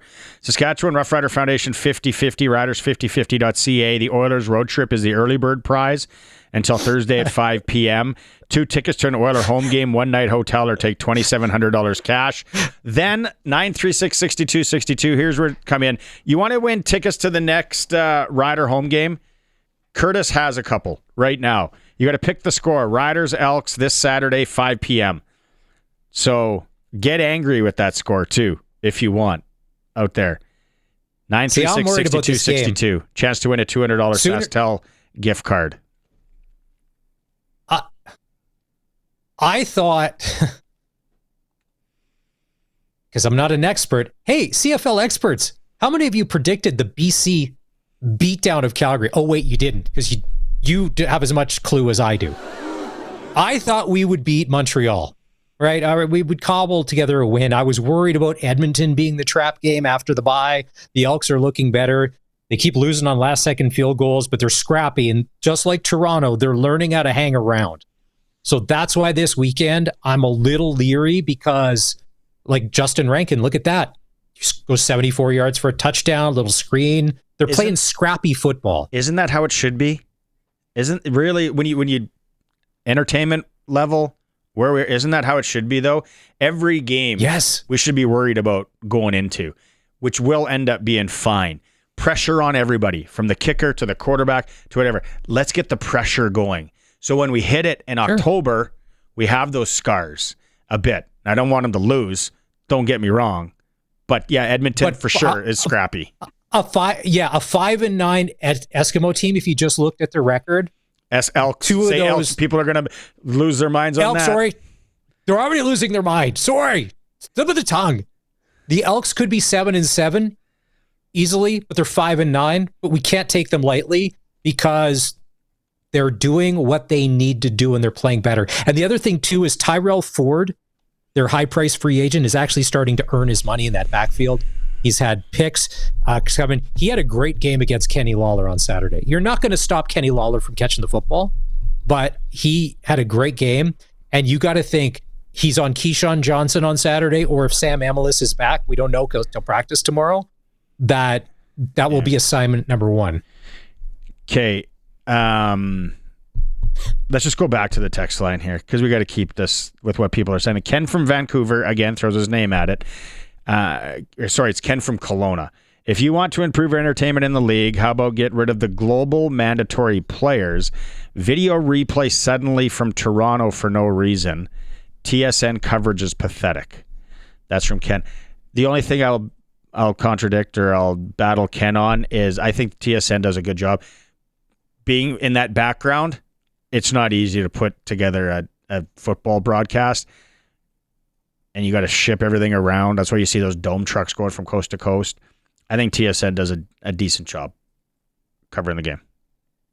But remember, they're doing a bunch of construction work in BC because of the World Cup. So sometimes I think that's a fact. Dave and Luke said, but that's another point for another time. Leonard will need a net to stop the ball from going into the fan section at Rider games. Have those nets they built at the new stadium, and they removed it. I don't remember them building them. But yeah, they probably will have to have some sort of netting, which that isn't a big deal in 2025. No. We brought somebody home on Apollo 13. Like, that was amazing. Putting up a net behind a thing, I think we're going to be okay there. Then the other thing, the Texas Longhorns game, the one end zone, they don't have a net. They just let them boot it. This Mexican band almost got hit by a ball. I could tell more on that later. Repper gets a clock. Darian Durant in hour 3. Let's get doubles talking about the changes. Where else are you going to hear that? It's a Sports Cage. Streaming at sportscage.com on our YouTube channel, and of course on the home of the Riders, 620 CKRM. Let's keep it going. Hour 3 of the Sports Cage on this Monday for Kellen Solar. Prairie Land Rentals text line might break down today. I don't know what our capacity is there. Luckily, Curtis is here. No. Barney, if you missed the show on Friday, maybe you didn't hear the podcast, if you don't put in a ticket, Curtis doesn't lift a finger. All right? Not a finger. I'm not getting into the ticket thing. I get his stance on it. I get why they do it.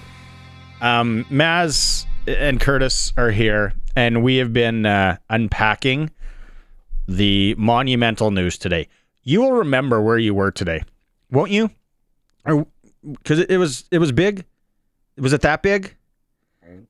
Barney, one of the things that I didn't realize, just selfishly looking at it from a CFL thing, once the announcement was happening at 11, I'm like, oh, this is good. But then we had Mike Thomas on. Then there's the whole other side of all of this. Amateur and minor football, not only in Saskatchewan, but across Canada. If the CFL is changing all of these things, what are they going to do? Are they going to change with? Are they going to have status quo? Field sizes, dimensions. There's a lot. And a lot of it has to do with finances and money. If you didn't hear in hour 1, Mike Thomas did come on. He is definitely visibly upset. You can go back and listen to that in podcast form when we put it out, YouTube channel and all that. Quickly, I know Darian's waiting. Justin texted in, I don't know why people are getting bent out of shape over these changes to the CFL game. None of these changes affect the excitement of the game. You don't go to a game to see a kicker kick it through the end zone to win a game, or even worse, punt it through the end zone. Justin sounds like he'd be in the 30, 40-year-old demographic. I don't know any too many year old 60 or 70-year-old Justins. So I think Justin would be in that demo that they're somewhat trying to get. Justin, text in if I'm wrong. Keep the text messages coming. We'll try and get to as many. Let's get it going. Darian, he's going to have a lot to unpack. Here we go, Darian Durant. It's time for Double Talk with Saskatchewan Roughrider legend Darian Durant. Double Talk is brought to you by Campbell Safety Consulting. At Campbell Safety Consulting, we work towards helping companies create a competitive edge by executing a proactive health and safety program. Darian Durant, Rider legend. A fan of change and a fan of the CFL changes today. Yay or nay? I'm torn a little bit, because I understand where the commissioner's coming from, I understand, when it comes to viewing the game, making the game more exciting. I think I saw where, there's a projection of 60 to 70 more touchdowns being available because of these rules. But, I guess I'll start with what I do like. I like the running play clock after each play. I like to be able to, let's get the play clock rolling. Let's not wait on the referee to decide when it's time to start the play clock. Each and every team knows that they have 35 seconds to get their play in, to get the audibles or whatever in, so you can make a play on offense. So I like that. I don't like the goalpost being moved. I think that, and I'll say that from a missed field goal perspective, and being able to return the ball. I think that returning missed field goals are such momentum swings. They're such huge plays in a game that something that you don't want to get rid of. It's been a part of the game forever.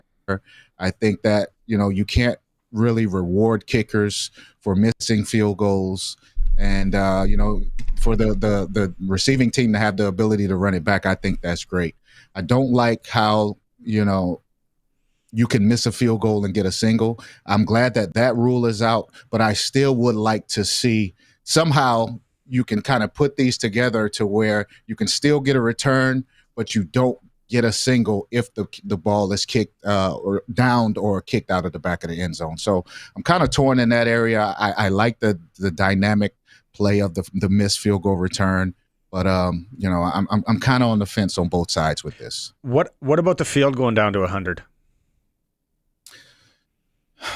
I could see where the commissioner's coming from with this. I don't like it because if you're good enough to pin a team deep and your punter's good enough, once a team goes 2 and out, you pretty much guarantee 3 points if they try to punt, or you get a single. So you should be rewarded as the punt team for your kicker being accurate and pinning a team deep and shortening the field. Now, once you punt, you give the other team is not in field goal range anymore, and now they have to move the ball. So I'm not a big fan of that.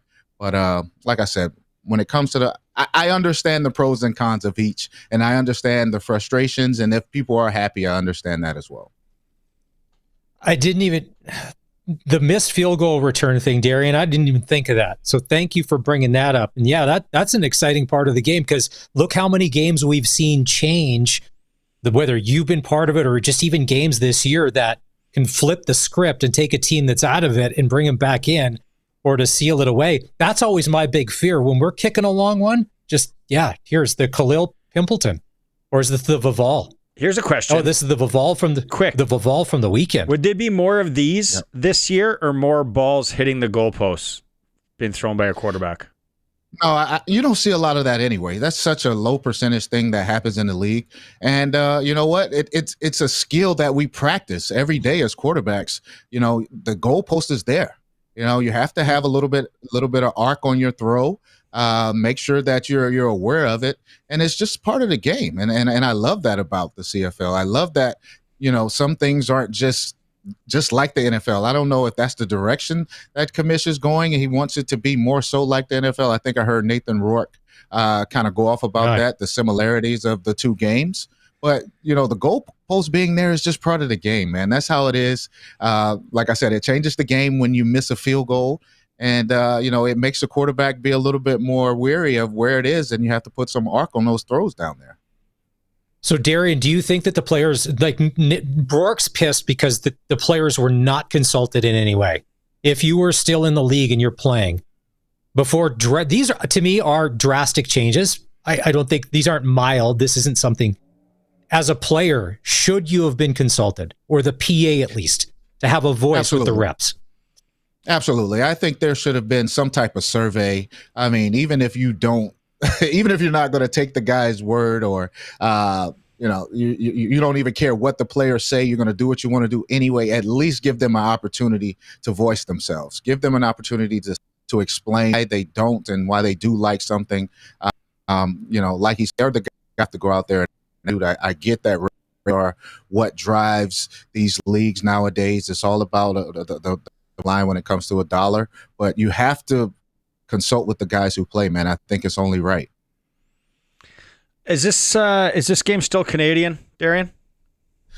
Seems like it's slowly shifting to more of a down south game. And I think I heard you guys speaking a little bit like, what do you do with the youth? What do you do with the millions of dollars that communities have put into these, field turf fields and, having to change the lines and having to, everything dimensionally is made up to mimic the CFL game and the CFL field. So, what do you do with all these small communities? You raise so much money to put these fields in.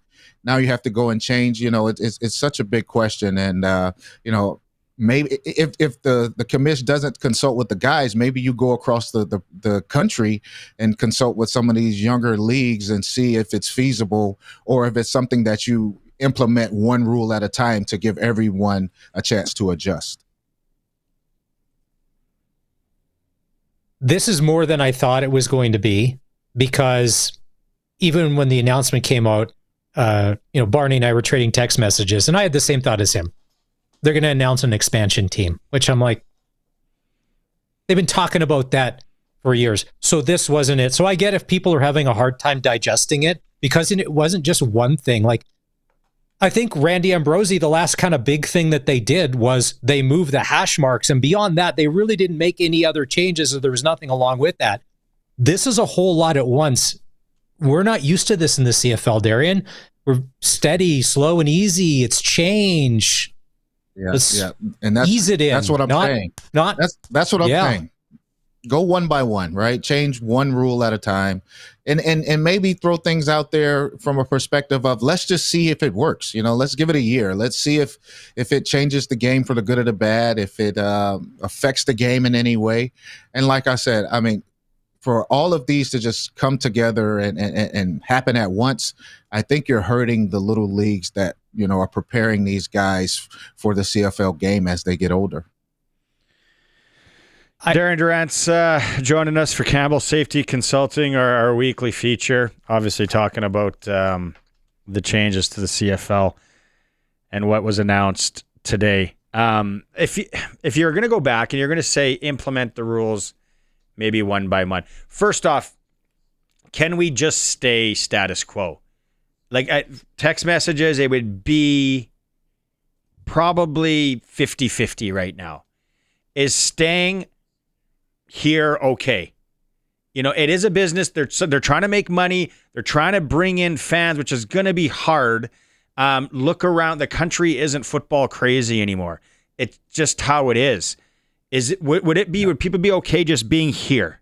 We just are staying like Amazon. We're just going to sell books, and we would have stayed there. Or is it okay to maybe explore other things? I think you have to. I mean, if you want to grow the game, if you're looking at potentially getting another franchise in another province or adding to a province, you have to, find a way to draw in more fans and get more viewers. And if these rules do work and the projections are correct and you do have 60 to 70 more touchdowns, you have more exciting plays, I don't see a more exciting play than a missed field goal return for a touchdown.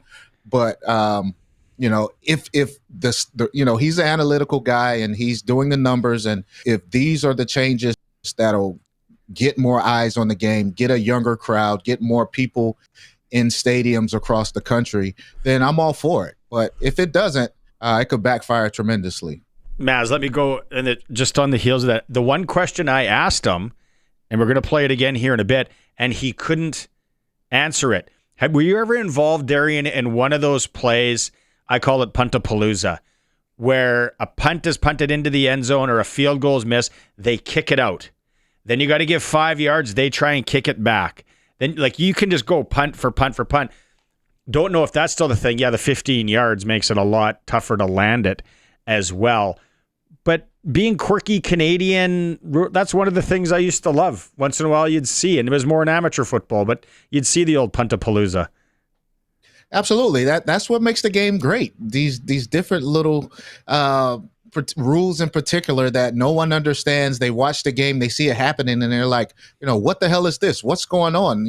That's the beauty of it. Just like I keep emphasizing the missed field goal return, like that's a huge part of the game. So, I it's just hard to say at the moment, but if you're trying to follow the motto of the NFL, you want more viewers, you want larger TV deals, you want more sponsors and networks and things like that to back your product, then you have to have a product that is presentable and that can grow and people see a future in with investing in. So if the game is more exciting, then you're going to get more sponsors, you'll get more viewership, and then the game will go in a direction where ultimately the players will get more money. So we'll see how it goes. So, Darian, real life scenario, you just mentioned this, the game, exciting, all of that. There's going to be 60 more touchdowns. Let's relay this to last weekend. And I know I've talked about this earlier in the show, but as a quarterback, don't tell me that Ottawa-Winnipeg wasn't hard to watch when Winnipeg throws up 8 balls and they complete 3. As a CFL fan, as someone, and you took pride being a Saskatchewan Roughrider and playing in this league, did that not make you? Did it make you frustrated? Make you mad? Is it a little embarrassing? Is this to be is this the best that we have to offer? That 54 yards passing in a football game in good weather. It wasn't bad weather. So yeah, and it was tough to watch. It was very tough to watch. I think that's what you're going to get when you have backup quarterbacks in. And I've said this a long time ago, and I'll keep saying, with these 1-year contracts and guys switching teams, it's hard to build a team. It's hard to build depth. It's hard to build a roster when a guy is ready to leave after 1 year. So you're not going to be able to grow at the quarterback position. I mean, I remember when I was in the league, there are tons of backups who were starter material. They were ready to go. It's just that we had a veteran guy in front of us who was entrenched in the position, but the backup guys were ready to go. But now I think you're just seeing so many teams swap quarterbacks. Guys don't understand systems. And then when it's time to go out there and execute, they're not ready or they're not good enough to do it. So I think if we can possibly get rid of these 1-year contracts and let these franchises and GMs build these rosters and build these teams with depth, now you'll have in case a guy gets hurt, you'll have a guy backing him up that's pretty good and can keep the product going and keep it at a high level. Darian, I don't know if anybody called it. I just want to get your thoughts. It looks like the BC Lions have overcome their early season problems because Buck Pierce and Nathan Rourke are on the same page. They dismantled Calgary. Some injuries still on that defense, and then Vernon Adams Jr. gets hurt out of the game. BC is becoming a bit of a problem because they're learning how to play with each other, and Buck Pierce and Nathan Rourke are on the same page, and they just played enough defense that they really didn't have to because the offense was doing so much. Were you impressed with what BC did on the weekend? Yeah, I'm definitely impressed for them to be able to do that against Calgary. I mean, the thing I was going to say is, BC always puts up a ton of yards against mediocre talent, but for them to go out and do that against Calgary, it proved my theory wrong. Now I just want to see BC match up with the Saskatchewan or Winnipeg, and let's just see how if they're able to do the same thing offensively against two of the better teams in the league. So we'll see. But I mean, you're right. I always had a feeling that if Buck Pierce and Nathan Rourke could get on the same page, this could be an explosive offense, and you're definitely seeing that right now. All right, Doubles. I'll let you get back to being a dad, and I'm sure reading text messages, angry ones, and former players and friends up here in the CFL. And then and the Cowboys lost again yesterday. That was not good. Caleb Williams, that was horrible. And he had pink nail polish on. I saw on the sideline. I'm like, really, this is not going well. It's tough, man. Tough weekend to be a Cowboy fan. I'd like to say you'll regroup, but I don't think you will. Okay. Talk to you next week, Doubles. All right, sounds good. See you later. Thanks, guys. Double Talk with Darian Durant, brought to you by Campbell Safety Consulting. If your workplace doesn't have a proper safety program, you can call Campbell Safety Consulting. They can deal with it, especially harassment in the workplace, which is a big one that they're dealing with these days. Actually, Jeff from Safety Dude texted in. I don't even know if I should read this, but he's saying he's going to go down as the commissioner that ended real Canadian football. Some of the rule changes aren't bad, but he doesn't agree with it. Trying to make it look like the NFL. Moving the goalpost is absolutely wrong. So that's Jeff. And then Benny texted in, Maz, your opinion on BC changes every week. If Calgary won, you'd have been saying that about Buck and Nathan. Benny's holding you to it. I love Benny. Benny holding it too. Hey, am I the only one in sports talk radio that likes to flip-flop every week depending on which way the wind is blowing? Keeping receipts, Benny. That's his new nickname. Well, Receipts Benny. No, all of us thought Calgary would be, just because, how they've played, it'd be a good game, but you think Calgary, but then Winnipeg goes in, blows the doors off, and the Stamps didn't help themselves either, making every mistake under the sun. And Vernon Adams Jr., sliding feet first is there to protect you. But no, he goes down because he's fighting for extra yards. And then I'm like, oh, he got kneed in the back. It's going to be ribs. He's out of the game. And at that point, it was pretty much out of reach. But if they don't have Vernon Adams in Montreal this week, it's another Alouettes win, because MBT, thankfully they won. Oh, I was so mad. I'm like, you cannot lose to Toronto after you dismantled the Riders. Win this football game, and they did. We've got this message in from a few people, and we did. It says Sean White, kicker for the BC Lions. I guess the BC Lion locker room would be the one that's boisterous today, and they're allowed to say whatever they want. Well, I guess I know I won't be needed. It was a fun ride. He's a kicker, so he doesn't think kickers will be needed with the new rules in 2027. All right. Adapt, Sean. There'll be lots of field goals. There'll be lots of, trust me, I know they said there's going to be 60 more touchdowns. There's no money back guarantee that that's happening. There will be a lot of field goals. When you have guys bombing it from 60 yards, and a shorter field, there will be a lot of field goals. I'm curious on if some of the anger subsides and how long it takes for some people. I get it. The diehards, they are. Could you imagine? They don't Barney? like and people that don't like change right now. If you like I said, when Tim Hortons, when we found out that they don't bake their stuff fresh in Canada, the outcry, the boycotts that were going on. Hey, Tim Hortons still fine, lined up around the block. Everyone, we just don't like it. 2-line pass in hockey. Why are we getting rid of that for? Ooh, could you imagine CFL today? What if it came out tomorrow that McDavid isn't re-signing with the Oilers? There'd be people they'd be on tilt. They'd have to take themselves out of the game called life, because everything is going wrong. That's drastic. Drastic measures here on the Sports Cage. We'll get some more text messages. What do we got? We got Pat Chat coming up. The Regina Pats are playing ice hockey this weekend on the road. And then we got the Stuart Johnston interview from hour one. He throws some data at us. We're going to replay that. I stumped him on Puntapalooza. I want to know what's going on. Glenn's looking that up for tomorrow. Hey, he's an analytics guy, and I know that there's people in sports that hate anytime the word data or analytics gets used because it gets overused. But Moneyball is still one of the best movies ever made. And then Brad Pitt was excellent. You can't be too far on the data analytics side, or here I feel you got to be in that middle. You got to be in that middle. It's the Sports Cage. We're streaming at sportscage.com.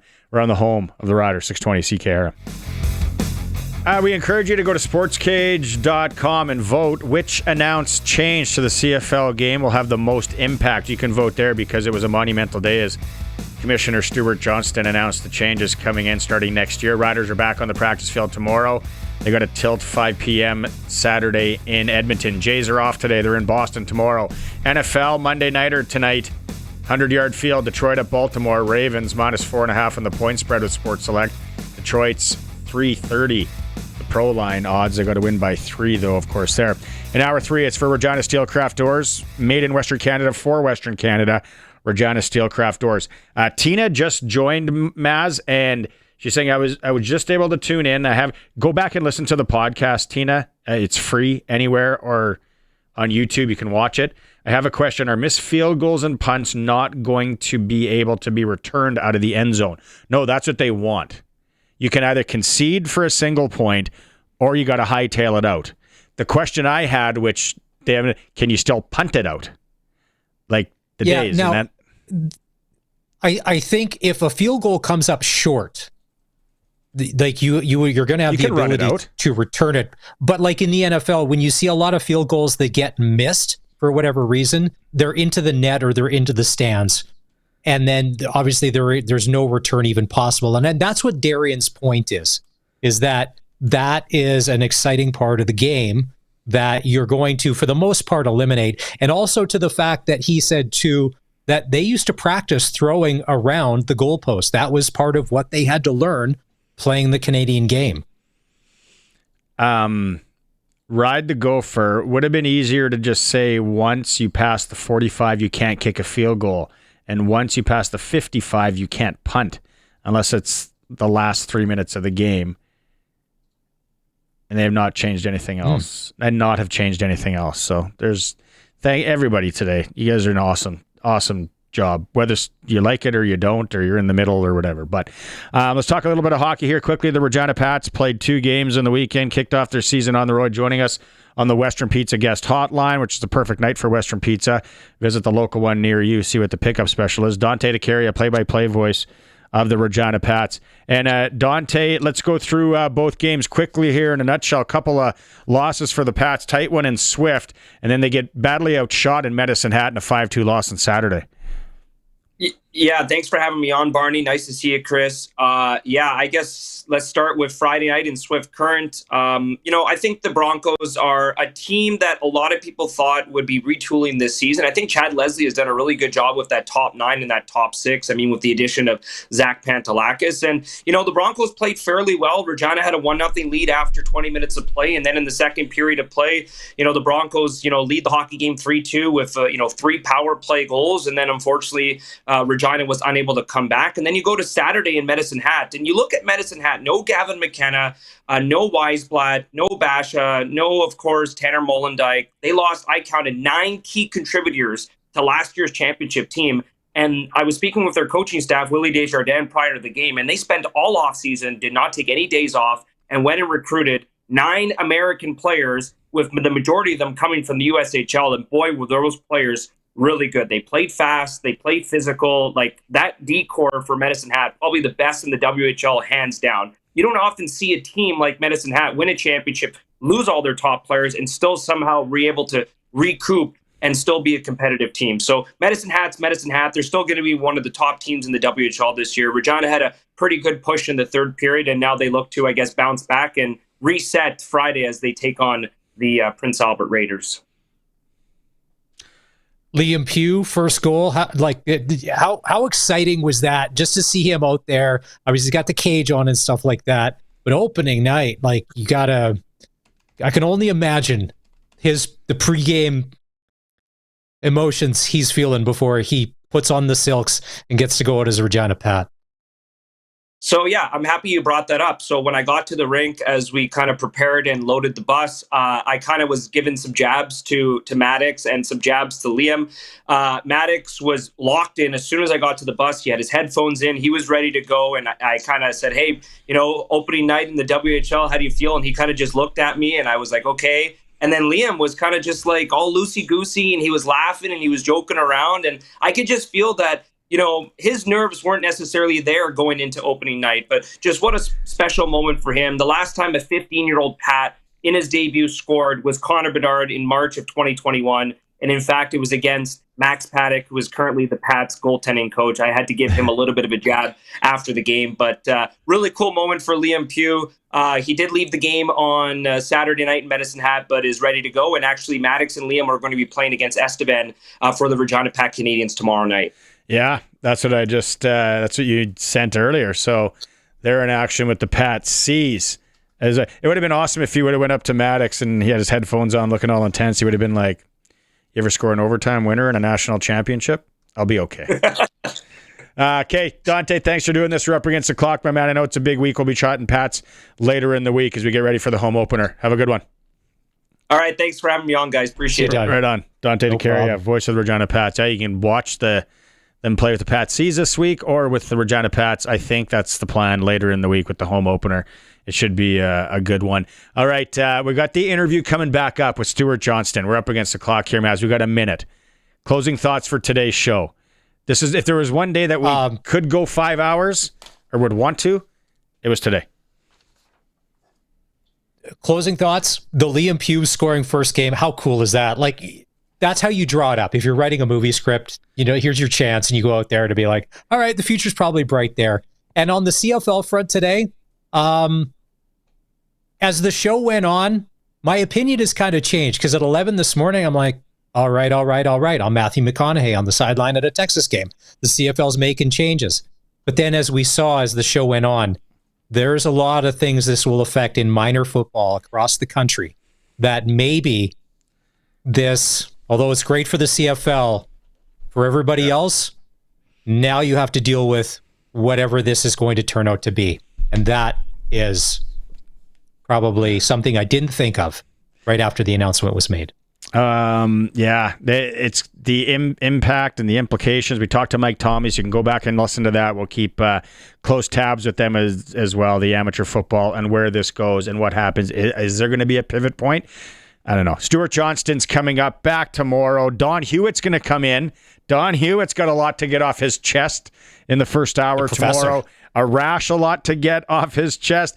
And Glenn Suter, how much did Glenn know? Let's find that out tomorrow. Stay tuned in the cage here. We got the interview, our exclusive with Stuart Johnston. First to have it earlier today. We're going to rerun it for you. It's the Sports Cage streaming at sportscage.com.